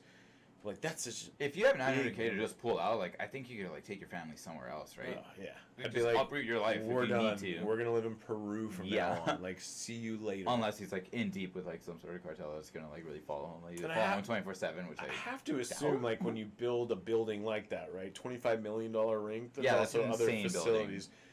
That money didn't come from nowhere, right? A lot of money laundering people want to get involved in that. Hey, we do this, but we got to keep it underground. So here's 25 mil. Build this thing and just give us the rate in return. Oh, it didn't work out for a little bit. Guess what? We're gonna do this to your family. I don't think that's the way it went, but I think that storyline still matches up in some way. yeah. But yeah, that's I'm just like, bro, for me, you know, I'd probably make $100,000 a year, so 10 years, but it's not liquid like you said. It's tied up in investments or payments and stuff. So it's like, fuck, dude, like you just lost 10 years of your life just to a fake threat. Like, god damn, dude. Yeah, I mean, actually, I think 10 years is safe. I think that's what I've like done the math on, like $1 million. Like, I think Yeah, I you can't can even get think like about about 10. Well, you gotta go like exponential, right? You gotta sit down with a fucking notepad and my notepad would be my phone. If I stop drinking, I can have it in 3 You stop years. drinking. Buy my course, you can learn how to make $1 million in 5 years. All right, last question for you. Have you ever done like a beer run where you steal the beer or a dine and dash? Like you just fucking get the food and you're like, I'm in the bathroom and then see ya. I don't think so. Or anything along those lines? You like take a stick or I don't know, just like something. No, I feel like I've had friends that have stolen stuff like that, like run with a case of beer or something, but I don't think I ever personally did it. I don't even think I was ever like in a car that did it. Like I want to say that I have, but I don't think I have. Yeah. And like I wouldn't be proud of it if I did, but like I just feel like would have, like, because, I mean, stealing a case of beer is some juvenile shit that, like, a lot of high schoolers do, so I wouldn't put it past, like, me and my friend group, but I don't think I have. Have you? No, so I've taken multiple things from all over the place, but my mom got busted for dying and dashing when she was a kid. Like, that's her, like, black mark on her. I'm like, that's wild. That's all you do. She carries it like a gangster, though. Like, that's her street cred. What I do. What up, Red Lobster? But yeah, so, like, she got in trouble. Like, cops call my grandparents. Like, hey, you know, fucking, she owes, like, $50. Like, it was very stupid, whatever. I don't think I've ever done beer runs or anything. I'm sure I've been the driver to get away or like some bullshit like that. That's what I was thinking. Like, but we always had we had $20 in our pocket, right? So it's like, whatever, let's go get a Zin and a fucking case of beers. Not that big of an issue. My dad back in the day would be like, you know, back in the day they would put the price tags on stickers. So like, say you're in a hockey rink and there's two gloves. They look pretty similar, but he would take the cheaper one and put it on the expensive one. So that's like I've heard of that. Yeah. So like when people are like, why are you so fucked up? Like in my high school years when I'm doing dumb shit, going egging, doing all this dumb shit, stealing like a roll of tape from the whatever it was. It was just like, what's wrong with you, dude? I'm like, well, fucking who taught me this shit? You think I just came up with this by myself? Learned from like older siblings, your parents, and just older friends that you have. Let me take all these TVs from a rich guy's house? No, that's not. Like, that's someone else putting that in your brain. 100%. And like that's a big thing with like these kids, right? Like something bad will happen, and we're like, fucking kick the kid off the team, or like, you know, whatever. And I'm like, he didn't do that on his own. Like his parents taught him that, and then, or a friend, or whatever. Like, I don't think we should run the kid out of town because whatever, and then eventually you go, fuck the kid, like, fuck that guy, like, whatever. Eventually they show their true colors. Yeah. But if you really look into those kids, usually, like, if you look into their mind, and maybe if you ask them, they'll probably be like, yeah, I don't know why I did that, or I wish I didn't do that. I think, because, like, it's just, like you said, just environmental, and you're just kind of doing things based off of what you've experienced and, like, what your parents have kind of put into you. So or, like, your older siblings and here's older a friends quick and story to be an example of that. We have this kid on our team, little goofster, wants to be the joke boy, what whatever. Team? For our 14U kids team. Oh, okay. So, like, he's just a little shithead. Because you could be talking about, like, beer league. Yeah, his dad's even worse, like, 65 years old, like, fuck you, Carl. So, like, his kids got bad body language. I hope Carl listens to this, Oh, actually. I hope you do, bitch. I will come at you with the fear of God. So, his kid's at our practice, and he's throwing his hands up, like, when he gets a bad pass or whatever. I'm like, hey, you know, next year if you want to make AA here, you're going to have to, like, figure out your body language, like, for any level, right? Or anything in life. Just don't overreact on stuff, whatever. He's like, well, I'm not even fucking playing here next year. I'm playing AAA in San Antonio with the coast to coast. I'm like, it's not the fucking point, dude. Well, the point is don't do it anywhere. Like, don't do it there either. But, like, I feel like that's not him. That's not him talking to me. It's his fucking dad being like, oh, you know what? Fuck those coaches. They don't know what they're fucking talking about. We're going to play for coast to coast next year. It's cheaper. It's a free team to play for. Yeah, it's free, but you have to play for all the travel and the jerseys and the gear. Like, so nothing's free in this life, my friend. Even if it's free, you're giving me your email address. Fuck, you deal with crazy parents, right? That's the whole reason I'm not coaching next year. And it does kill me. You're not coaching next year? No. Me, Joe, and Cody, all three of us, the best three coaches in the organization, said fuck it all, blow it up. Really? Like, I thought Joe would coach, like... Yeah, so Joe's got a wife and years. dogs, and, like, he wants to just have some more downtime, because we have jobs, too, right? It's not like we just go coach hockey for a few hours. Like, cool. Then Cody's got a wife, fiance, whatever she is. So, like, with me, I'm like, oh, I'm by myself, like, fuck. And so, like, oh, do you want to coach AA next year? I'm like, fuck you. Yeah. Like, it's double the commitment as A, because that's all we coach this year. It's going to be more intense, more pressure. Like, I'm just like, I'm good. Like, I just want 1 year off. And I'll still do private lessons and my own camps, choose and maybe you go back to it after. Yeah. If like, you want. Yeah, and then that's, like, maybe that's just a thing in life. Like, you kind of come back to the things you love, right? So, well, it's like we talked about that depression after you, like, play, like, at a competitive level. And I think you just go up and down, and then hockey sucks you back in. I think Angie said it's like, she said to me, like, it's a good landing spot. Like, you can come back home and, like, be back in your spot. But, yeah, I can't, not that I love shows that much, but, like, if I want to go to my favorite artist and he's here in Austin, well, guess what? You're in Dallas that weekend, bitch. Like, it's just, it's a little too much. Well, it's like when you're younger, like, you miss all the parties because you got to travel for games and stuff. It's the exact same thing. Now I'm trying to make up for it. Like, I'm just trying to do all the partying I missed out on. We're making up for it, and Hughes is making up for it. But yeah, I can't even comprehend. Like the other day, for the first time in years, I leave the rink. Everything was fine, good practice, no big deal. I was like depressed. I was like, I'm bummed out from doing hockey. That's fucking weird. Like burnt out, like you're just tired. It was just like not enjoying it. What the fuck was that? Why did we even show up? Why did we even go to that? And do you know why? I don't know. It's just I think it's like that parent and like the team and just like losing all those games in Nashville. Like, come on, boys! Like, this is our in-town rival, the Mallards. I'm banned from the rink. Like, fucking, if you win this game, I'll remember you on my deathbed. Well, fuck, I'm not, because they didn't do shit. Like, it just after the game, you're like, yeah, well, I guess I'm not gonna remember you guys. Yeah, fuck you guys. Like, see you later. See you in Austin. Like. So yeah, that's just, I think it was. Dude, I think that happens with every job, by the way. Oh, mine. I'm in the same boat now. It's like, dude, what? It's rinse and repeat, rinse. Yeah. And I think that's the mundane part of it, but also like just burnout and like we So work like 5 days a mundane week. parts. Like, what is that? 5 days a week, 40 hours a week. Like all these other countries get like 4 to 12 weeks off, and they're like living their lives and having kids, and we're just here like. Gotta go to work again. Yeah, like, it's just like a standard, right? Fuck? And like if you try to break out of the standard, which actually I'm super grateful for my job because it's not a 9 to 5. Yeah. Although the hours kind of suck. Like sometimes I'm up early, but I don't mind it. But a 9 to 5, I think Monday through Friday is kind of insane. Like almost quite literally insane, isn't it? Yeah, and it's like, you know, you get there and you're like green-eyed and bushy-tailed, right? And you're like, oh, I got a job, I'm gonna make money, I'm gonna get a. Oh my god! Then after like. I'd say a year breaks you because you're like, I know the system, I know what's going on here, I know the characters, everyone's fucking fooling each other. One thing I have to say is I think we're all just fucking winging it. Like, there's no one. That's what you learn about adulthood. Really Every adult knows is just winging what's going on. Like my sister's like, we just had a baby and they just said, here, take it home, and you're like, what? What do we do with it? And no one is prepared to have a kid. Yeah, it's like ever. That is from what I hear. I will have a bag of Plan B next to my bed like my buddy Joey did in college.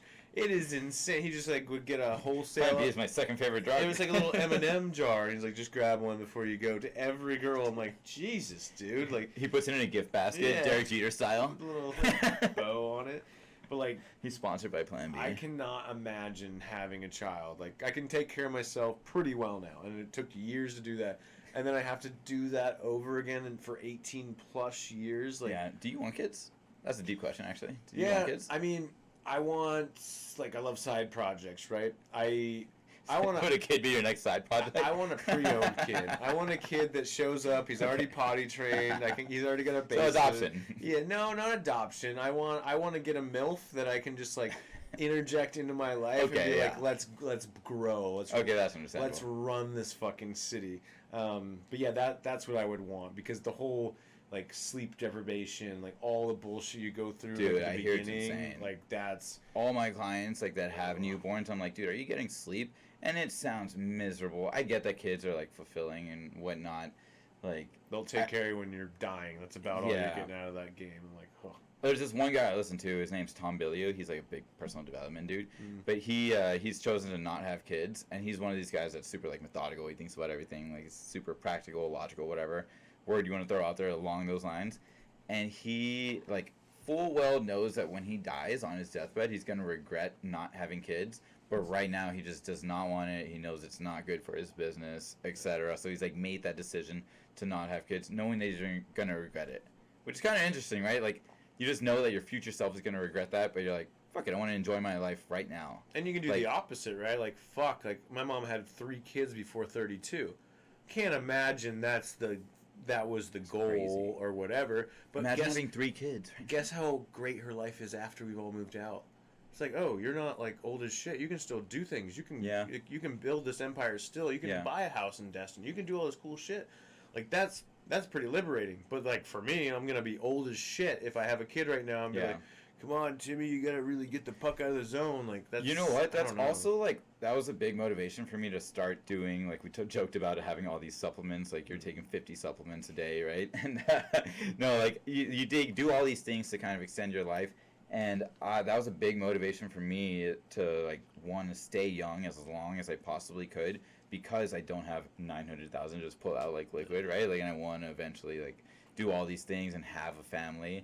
So like I want to be able to, I'm not there right now as a 30-year-old, which isn't old, but like I want to be able to do that maybe when I'm like 40. Like if I have a kid when I'm maybe 35, 38, That's I think my Cassie goal. will probably want one like next year, but we'll see. Let's see if Slow Cassie down, listens to Cassie, this. Yeah, slow slow down, Cassie. No, like that's why I want to stay young, like for as long as I can, so that if I have a kid when I'm older, or like if I have a second kid when I'm older, right, or You a still third, pick them whatever. up, play sports with Yeah. them, throw the ball. But if you just hit the bottle and you just digress Right. your body, You then have like, options, like you said. Like, can someone else play with them? I'm fucking tired. Like, then you shouldn't have a kid when you're that Yeah. old, right? But I think like I've gotten a lot of motivation from the people that I work with too, like my clients. Like there's like people who are 60, 70 years old that go in the gym and just like crush it. Like they're moving. Yeah. I'm like, I did not expect to see that. Like when I first interned there, I was like, oh, I didn't know like older people move like this. I was like, okay, I can do that. I can be like that. I can probably do more at their age, right? Like just I'm like, okay, let's do this thing. Like let's start earlier. Let's start taking care of yourself earlier. That way I can maybe have a kid later down the road and still be okay when they grow up, and maybe I get to see them like get married and whatnot. yeah, it's like I mean, it's like weird. That's a motivation for us when we don't have kids. Like we gotta make right? sure that we can be alive and be functional. Like my grandma, she just had colon cancer. I think she's cleared of it now, but. Her big thing that she always told me is like, oh, Kyle, I'm in my... Dude, she's probably in her 60s when I lived there. I thought she was old as fuck, and she was not. Right. But they just look older, right? They don't Yeah. do the things that we do. They don't do facial routines or whatever. Like, she just looked like a bag of bones then. And she's like, if you stop moving your body, that's what shuts it down. Like, if you stop doing that shit, and like, so There's when merit to that. when I moved here 2 years ago, it was like I wasn't coaching, I wasn't playing hockey. Higgins broke his leg. This is the worst Slitterbond story ever. So Higgins goes with his ex-girlfriend. Now. How old? He's like 25, no, say 28. So he goes down the slide, and you're in the tube at Slitterbond, hits the bottom, both legs dig in like an anchor, feet, and then rips his MCL or whatever's on the inside. So, MCL's inside. Yeah, so then Joe calls me. He's like, hey, man, this guy on our team just went to Slitterbond and guess got fucked up. You want to play for our team? And I was like, no, God, we don't need that. We don't need that in our life. But I'm like looking at the scale going, 225. That's aggressive. Like, your grandpa just died. Like, maybe we should start thinking about this life thing a little more serious. And then, boom, here we are. Like, 165, not shredded anymore. But, like, just that little... I don't know, that little... I mean, and he texts the whole team, like, who wants to play, or like, or a group chat of people. And then I just side hit him, like, me? And he's like, yeah, dude, you got $800? I'm like, what the fuck is It's this? also You expensive. set me up, bro. Like, what is going on? But sometimes you need that push, right? And it comes at a good time. Like I think a lot of people do kick me in the ass. Like, Joe every day texts me. And I never told him to do this. Maybe I did drunk one night, but he texts me, like, once a week, turn in your resume to be a builder. That's $105K. Oh, really? And I'm making 60 right now. So, like, I'm like, hey, one thing at a time. I got a concert tonight, or I got this. And Yeah. it's just right there. It's on the computer. It's just... yeah, that's interesting about like how humans operate is that like there's a little thing that you can just do, and I've heard advice that you should just do it now, right? Just do it now. Time's Like, running don't even out. think. Yeah. Time's running out. Yeah, like just do it because it's like something as simple as that, right? I don't know how simple it is, right? Like if you have to. Yeah, my dad's like the biggest, like, whatever. So, like, you He's could just got do it? influence. So if I were to just send him the resume, that's all I need. It's a fucking PDF. It's gone in 2 seconds. Throw it through Chat TBT. Throw in my new experience besides the coaching, masonry for 5 years. Like, boom, get an interview. You need at to just least. do that, man. Actually, Yeah, like I don't even like know if you want to do that or I do. anything, but if Joe's telling you that you want to, like, you should do it. I believe Joe. Like actually, I trust Joe. Joe's such a fucking beauty. But then he quit from being a builder. So I'm like, you didn't even want to do it. So why should I? Yeah, but I he's feel like he would. He's the kind of guy that like just wants the best for you and the best for his friend. So like, if he thinks it's right for you, like he'll be like, yeah, dude, like you need to do this. he's like, and- you need a kick in the ass. I'm like, Yeah. just keep kicking my ass then, because like, I think it's like for me. He's gonna catch you on a good day, and you're gonna fucking do it. Yeah, exactly. So like that's the thing. Like I always think about that. Like I like to dwell on things. I don't know if that's a good or bad thing, but like, oh, I want to do a podcast, but it took me fucking 4 years to do this. Like, okay, like why did it take so long? But I also wanted to think about it, make sure the setting was good, Yeah. look at other podcasts, take things from them. So I think in something like that. But what if I just did this 4 years ago, and then it's already 4 years Yeah. built, and then all this is already figured out. Well, like when you asked me how to make 900K, right? Like I wish I was the kind of guy that would just like be able to do things like that and do things quick, right? Like have an idea, have a plan, just like be spontaneous like that. I think that's the way you go. Like, the people who are highly successful operate that way. Like, they have an idea and they just act on it and they just go for it. Boom. And like, but I've done fuck it, boom, and then just ruined my life. So I'm like, okay. Well, like, you gotta go boom, like, in good ways. Like, what kind of boom ruined your life? So, do you remember when CJ yelled at all of us in that rink that day? I don't think I was there when he yelled at us. It was after your dad fought that guy in the Right. crowd, so I figured you were there, but maybe he didn't want you there. You're the captain, so I figured you were in the room. So we're in that coaching room at the front, and CJ's just ripping us a new coaches, one. Yeah, so he's ripping me and Hackus a new one, and Matt Hills. I thought you were there. No, But maybe you just heard it down the hallway because the fucking place is made of fucking paper. It's not a big so building. he's just ripping us a new one, and I'm like, eventually, like, I'll take 10 minutes of a lip lashing, right? So it's like, my dad's an asshole too. I get it. Like, but we're peers almost, right? Like, we're not young children. Like, you better not climb on the glass in here. You could get hurt. Yeah. It's like, you're an adult. You're yelling at me, doing all this shit, and I'm like, yo, hey, can we just talk like adults? He's like, no, fuck that, fuck you. And I'm like, okay.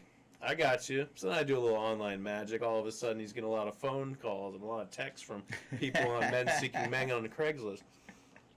So, yeah. So that's like the negative way you can go about just saying fuck it and do it.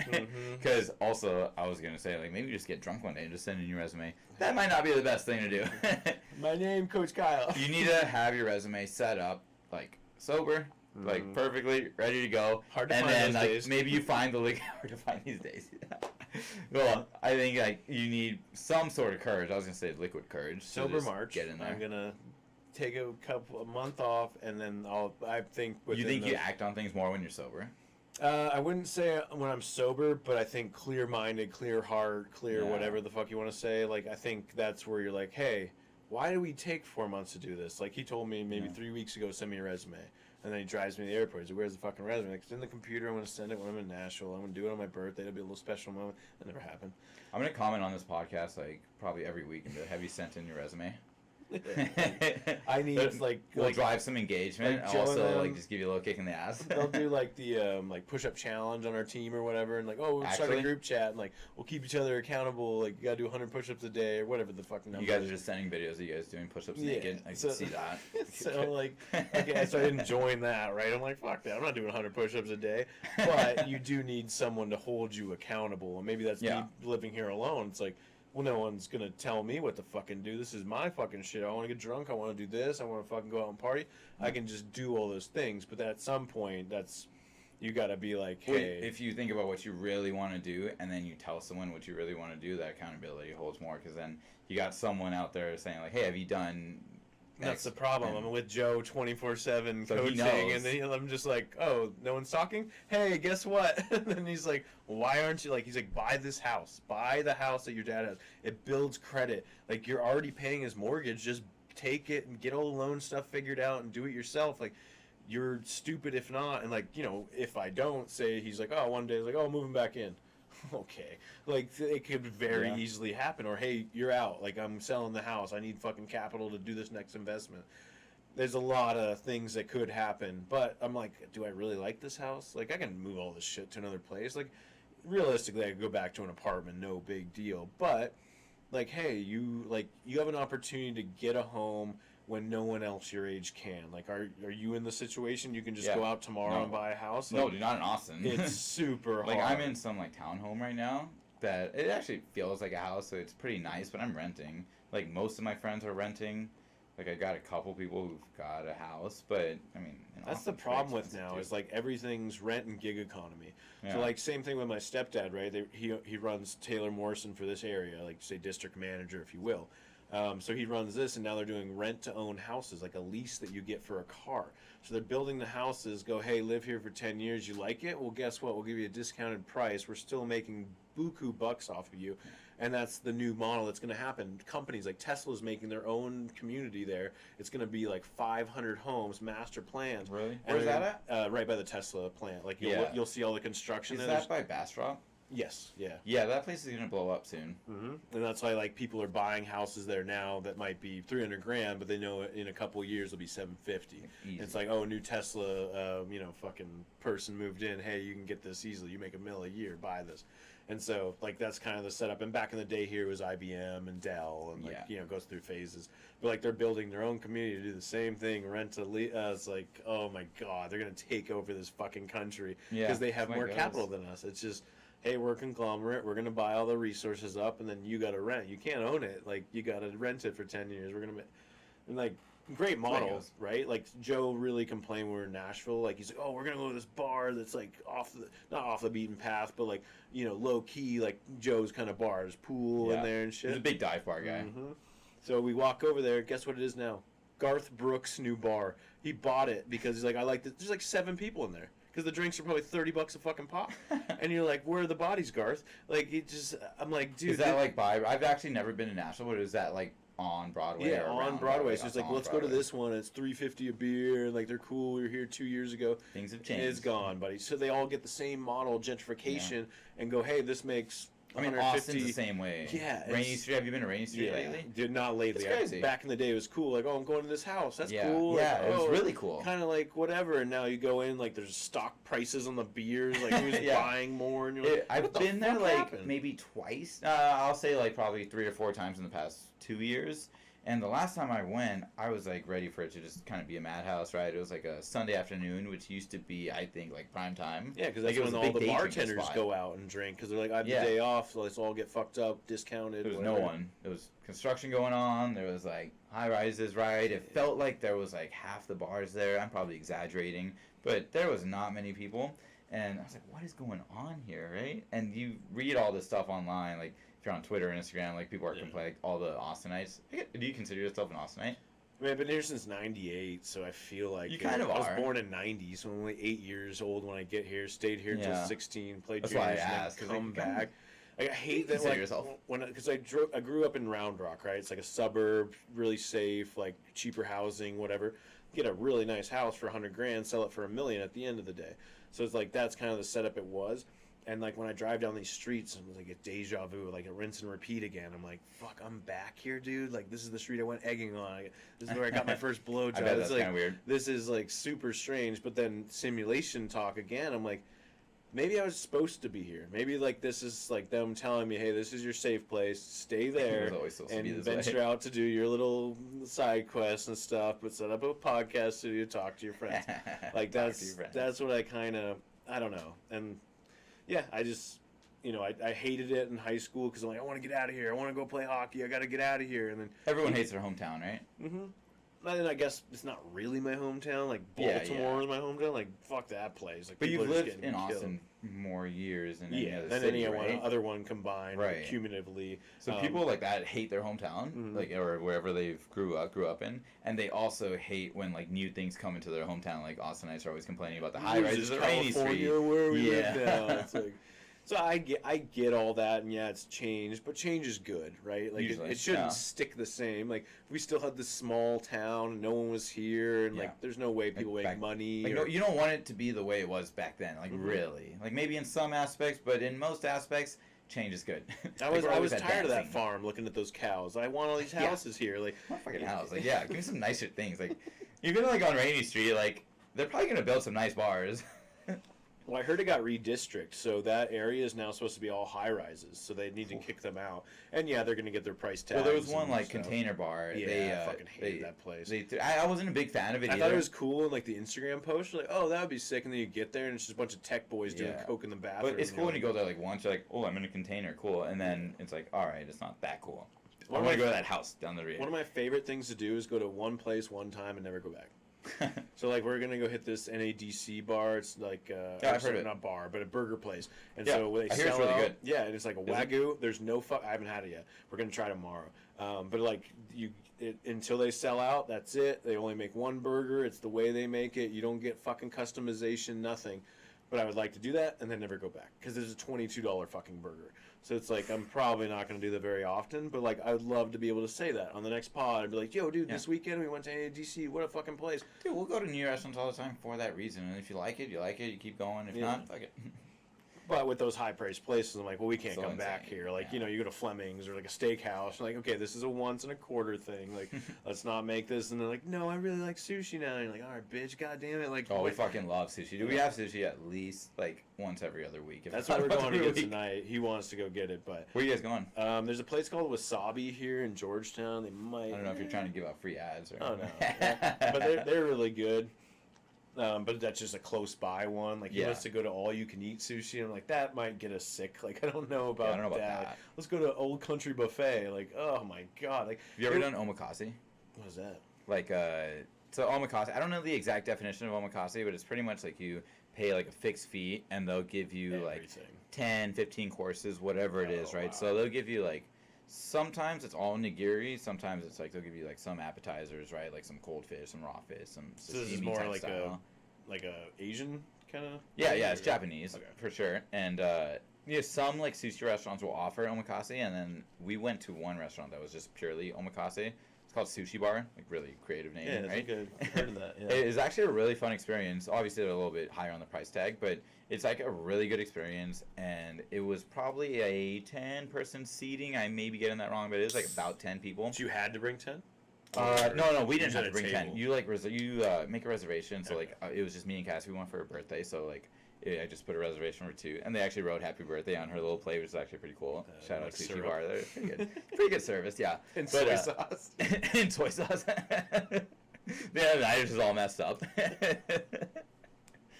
But no, it was actually really good. Like I love those places where they just tell me what to eat. I'm like, all right, cool, and it's usually really good food. And this place was pretty damn good.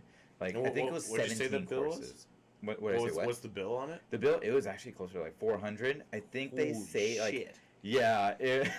That's a well, quarter of my rent. well, so What I the so, fuck? so I get there and I'm like, you know, they're asking me like, do you want to add the extra drinks or whatever? I'm like, yeah, let's get the extra drinks. Yeah, I'll get the bottle of sake, right? And then like at the end of the night, it's like 400. I'm like, come on, 400. I was like in it. It was like 4 something, and I think I had paid maybe 150 up front. Because you have to cover one. I don't know how it goes, but I was ready. Like I thought it was gonna be like 300. I was like, whatever. Like you said, it's like a once a quarter thing. I'm not doing this like every weekend. I was like, okay, I can do that. Like it's her birthday. We love sushi. Like I'm telling you, we crush sushi. And at the end, it was like four something. Well, oh well. But it was a really good experience. Like they actually, you know, it's different when you go to good restaurants like that. And I actually love when businesses do this. When they make like they do little things like. The servers will actually talk to you. They'll like, it's almost like You don't see them for 20 minutes. I'm like, where the fuck? Where are you? Well, Like, they're making the food in front of you. So this is like a little room. It's like hardly bigger than this room that we're in right now. Yeah. And like I said, there's like 10, 12 person seating. There was either 2 or 3 chefs and like one other guy like going around like filling up your drinks, giving you like alcohol and whatnot. And the sushi chefs are like talking to you, right? And then so they're like gonna be like, all right, our next thing, blah blah blah, is whatever. Comes from like, this they'll region. You'll describe feel a it. taste of Yeah, fish. they had this sick little collab with Terry Black's where it was like a salmon with some sort of barbecue in there, Brisket like thrown in topped there. with it, and it was fire. It was actually a pretty good snack, like a little different. They do kind of different gear like that at that place, I think.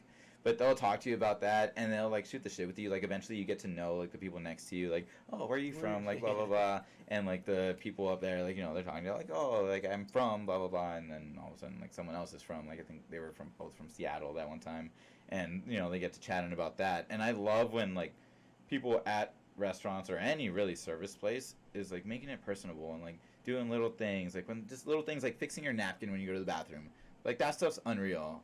And it makes a difference. I'm like, okay, I'll pay, maybe not 400 every time, but like I'll pay a little bit extra for that. One thing that I tried to do, I thought this would be original back in the day, and maybe it's not anymore because everyone's probably doing it. But I go into a restaurant, and they're like, what would you like? I'm like, what do you suggest? Oh, I Like, still do that. But when I get that stupid fucking remark, like, no, everything's good on the menu, it's like, bitch, we're at the Cheesecake Factory. The fucking menu is 14 pages long. So pick Like, one out of the please 150. tell me what the fuck I should get. Like, I cannot stand that. Like, the one example I have that was great, and I didn't even have to ask for it, is I went to a sandwich shop in Arizona, And I'm like, hey, let me get the meatball sub. And she's like, you don't want that. I'm like, are you chirping me? Like, what the fuck's going on here? And she's like, no, it's been sitting out for 8 hours. You should have the salad. Yeah. You fat fuck. Coach Round face. Like, ah, shit. So I was like, why? And she's like, well, it's been sitting out for 8 hours. No one's eaten it today. So, like, I feel like it would get you sick. And I'm That's like, nice, man. Like, fucking change out the meatballs then. What are you doing here? But yeah, I'm like, put tape over the but meatball. I love when they tell you something right up front, but like going in and asking. But you know, then I also get that bullshit response. Oh, I don't know. It was my second week. Like, no, bitch, you've been working here for 10 years. I saw you last something. week. You gotta like something. You had to have taken something home, like at the end of your shift. And that might be just like the personality you're looking for, right? That little insight or like whatever. It's like, just be fucking personable. You're in the customer service business, and I know you're probably overstimulated and shit. But from their point of view, they're making more money if they're personable and they make it a good experience nice to for me, you. you tell me, and I get the sandwich, and I fucking love it. Guess what? $10 tip instead of the $5 I was on for the beginning. Like, I don't know. Like, if someone were to come talk to me about hockey and be like, "Oh, what's your favorite drill?" I'm like, "Well, all the drills are good." What the fuck are you talking about, dude? All the drills are good. Like, no. I can't. Well, so I look at the service business totally different ever since I started working at this place that I'm working at. Yeah, so I've never done this. Like, besides a little bit of home building and hockey, and talking to parents, but like, I don't have any experience, if you will, in service industry. Like, did you ever work in bars? And stuff? No, I never worked at a bar. I never worked at a restaurant. Fast food. And I feel like when you're younger, like, people chirp you about it. They're like, you need to work in the service industry. If not, you don't know what it's like, or blah blah blah. Yeah, go give me a tip. You don't know what it's like. It's like, okay, we give you shit service. Fuck like, you. just do your job, right? Sorry if I sound like an asshole, but like, just do your job. And I think that now, like, everyone should just do their job and do it well, like, right? But working at a gym, like, I wouldn't have thought I learned this more, but I look at this gym as just like a small business, really, like more so. And I do like the training. I like helping people. I like coaching people. And y'all live off like the memberships and the gold pretty much packages it's like annual, or whatever. Though. Yeah. Like we do pretty well as a small business though, and the reason why that actually leads me to my point. The reason why is because we treat it more like a service business. It's like, yeah, the X's and O's are great. We have good programming, I think, right? And I think if you don't think you have good programming, you probably should change it, right? So, like, I think our training works, but the main things that people say when they come to our gym is that everyone knows my name. It's really clean. Everybody knows it. Dude, no, people eat that shit up. When we train our interns and every single coach that works there to know every single person's name. That way when they walk in, we say, Jerry? "Good morning, Kyle." "What's up, Kyle?" Like, and sometimes you gotta fake it, right? Like, just naturally, if you see people like love 100 people, name, by the people way. love it. Yeah, love it. That's like the secret sauce. It's very simple. What's up, Tristan? Not How always are you, easy. buddy? It makes a difference because, like, in our case, like the gym, like, people either go straight to work, maybe like a school event, like a kid's like school event, like hockey practice or whatever, and then they go to the gym, right? And so they only go to like maybe 2-3 places. This is my 4 or 5 hour places. a day. Like, yeah, and so we're a big part of their day. So for us to greet them, like, that will make a difference in their day because they only interact with a certain amount of people, right? I got my and kids, so you my just wife, do little, and you at the gym. You do like these little tiny things, like simple things, and got you a people hot towel. eat that up. Just like No, little. did I not stupid say shit. that? No. Oh, so yeah, that's another thing. So people say that we know their name. Everyone knows their name. The place is clean. And third, for our group classes, we give them a cold towel. Ooh, I like It's a that. cold towel. It's a small little towel like You this. just gotta have a little We mini dip it in fridge water. or So something. it's like a big bucket. It's fucking genius. It's so simple too. But like, it's a big bucket of water. And we, it's filled mostly with water. We put a little bit of essential oils, like some eucalyptus stuff. Good. We have our interns dip the towels. Sometimes You we go do it touch when the we don't. chemicals. But we don't touch this. We just let people put it on their face. No, I'm totally kidding. This is legit. We actually do this. Are serious.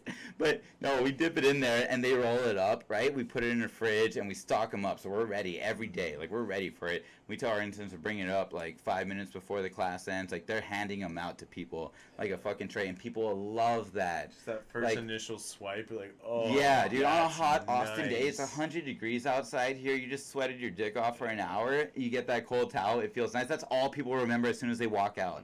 It's unreal. Just that little simple I'll pay thing. these guys $500 a year just for that little Exactly, towel. dude. $500 a month, man. month? Dude, yeah, people Christ. eat that up, and I'm telling you, it's those little things that make a difference in your experience when you go into any type of service industry. I look at it as like any type of business I go into. I'm like, how are these people talking to me, right? Like, what's going on here? Because this place has taught me a lot. Shout out my boss. I love my boss. He's done a really good job with our place. Again, it's the main reason I've stayed here, because I look at it as like a business, and it's just awesome to be able to help people like that. I don't know why I thought you'd be gone as soon as college got out. You know, you just have that vibe about somebody. I was like, Louise is gonna be gone. I thought you'd be like, oh, I'm gonna go with my cousin that does the hockey stuff. You mean gone like another city? Yeah, just like I didn't think you'd stick here. Not to say anything bad about you, but I was like, oh, he's got like bigger plans than this fucking town.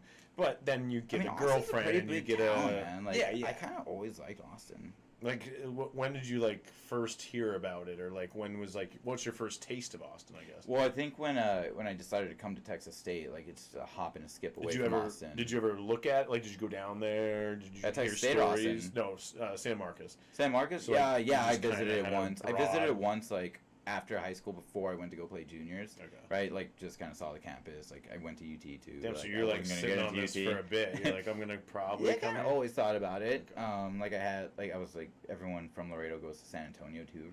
Yeah. Obviously, because it's like 2 hours away. It's basic. Like the closest big city. So I'm like, I'm not basic. I'm going to go 1 hour further. Go to Austin, Texas.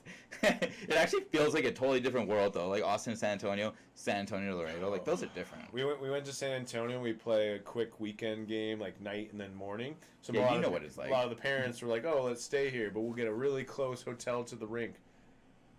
You know where I'm going with this. Yeah, wait, are you talking about AT&T Center? No, just like the little rink that or whatever it's called, right? So they get this cheap hotel next to the rink. Everyone's car got broken into. It's like 30 degrees or 18 degrees. Is that weekend where it's fucked. And like some parents had to drive the truck back here, put it in the shop, grab the wife's car, drive back. Can't drive down the highway with my kid at 65 miles an hour, the wind chill.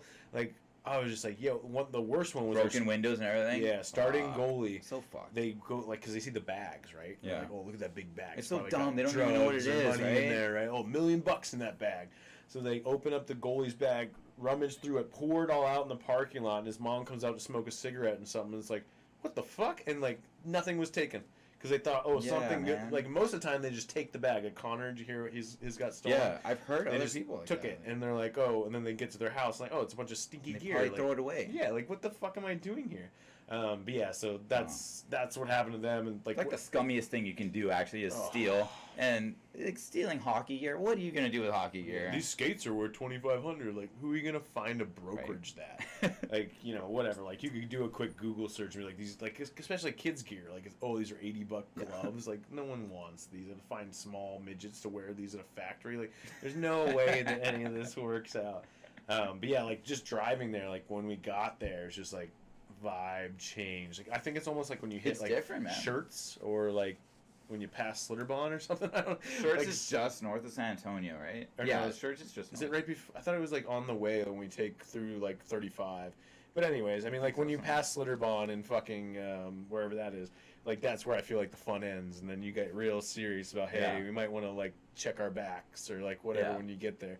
But Austin, I've always felt is like awesome, and maybe it's just the experience I've had. Like my parents would take me down to Mardi Gras on 6th Street. And back then there wasn't much danger, but now I walk out of Kingdom at 2 a.m. and it's like 6th Street used to be tourist. Oh, well, actually, they would take us when we were young, when it was earlier. Okay. So now we're parading the streets at fucking 2 a.m. and whatnot. That's the difference. Someone get me home. Someone get me home. Our parents were taking us at 6 p.m. We're like, oh, 6th Street's changed so much. So nice. Well, yeah, dude, it's 2 a.m. now.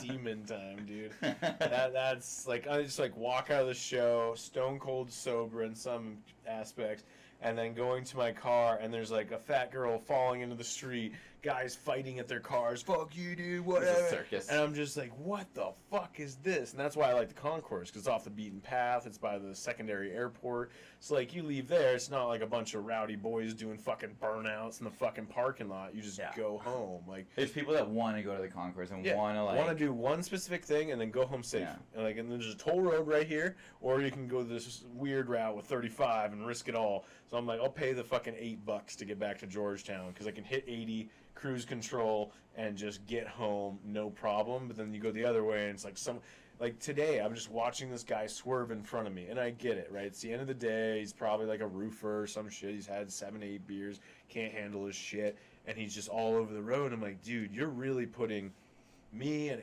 everyone behind you in a very fucked up situation. Also, you're going to shut down the highway eventually when you tap that wall. It's very, so when I was in Arizona State, they said 1 out of 5 people driving with you on the highway are drunk. That's an insane stat. Makes sense, though, because, day drinking there, the culture, whatever, and then it's also super dry, so, you get dehydrated faster. So I'd see bitches, passing out in my front yard. I'm like, what the fuck's going on? She had 2 tequila shots. I'm like, what? This is wild. And just the culture, right? 24-hour or 2 a.m. So we would leave bars at 1:30 to get home to get another bottle at the CVS and then drink. That's the way it goes. Dangerous. Here at least 9 o'clock. Yeah, I guess I can't do imagine anything. cities where they cut it off at 4. There's some places that sell booze 24 hours. I think it's Nevada 24/7. Yeah, Nevada's one of them. Prostitution. Seems random places in Alabama are 24 hours. I've heard. God. Yeah, so even just going into a Walmart when I got there to Arizona State, I'm like, oh, there's a Smirnoff on the fucking shelf. Why not? Put that in the fucking bag. It's twist my rubber arm. It's just so wild, dude. All right, well, we should probably kill this. As always, goodbye forever, and Mike Minieri. Goodbye forever.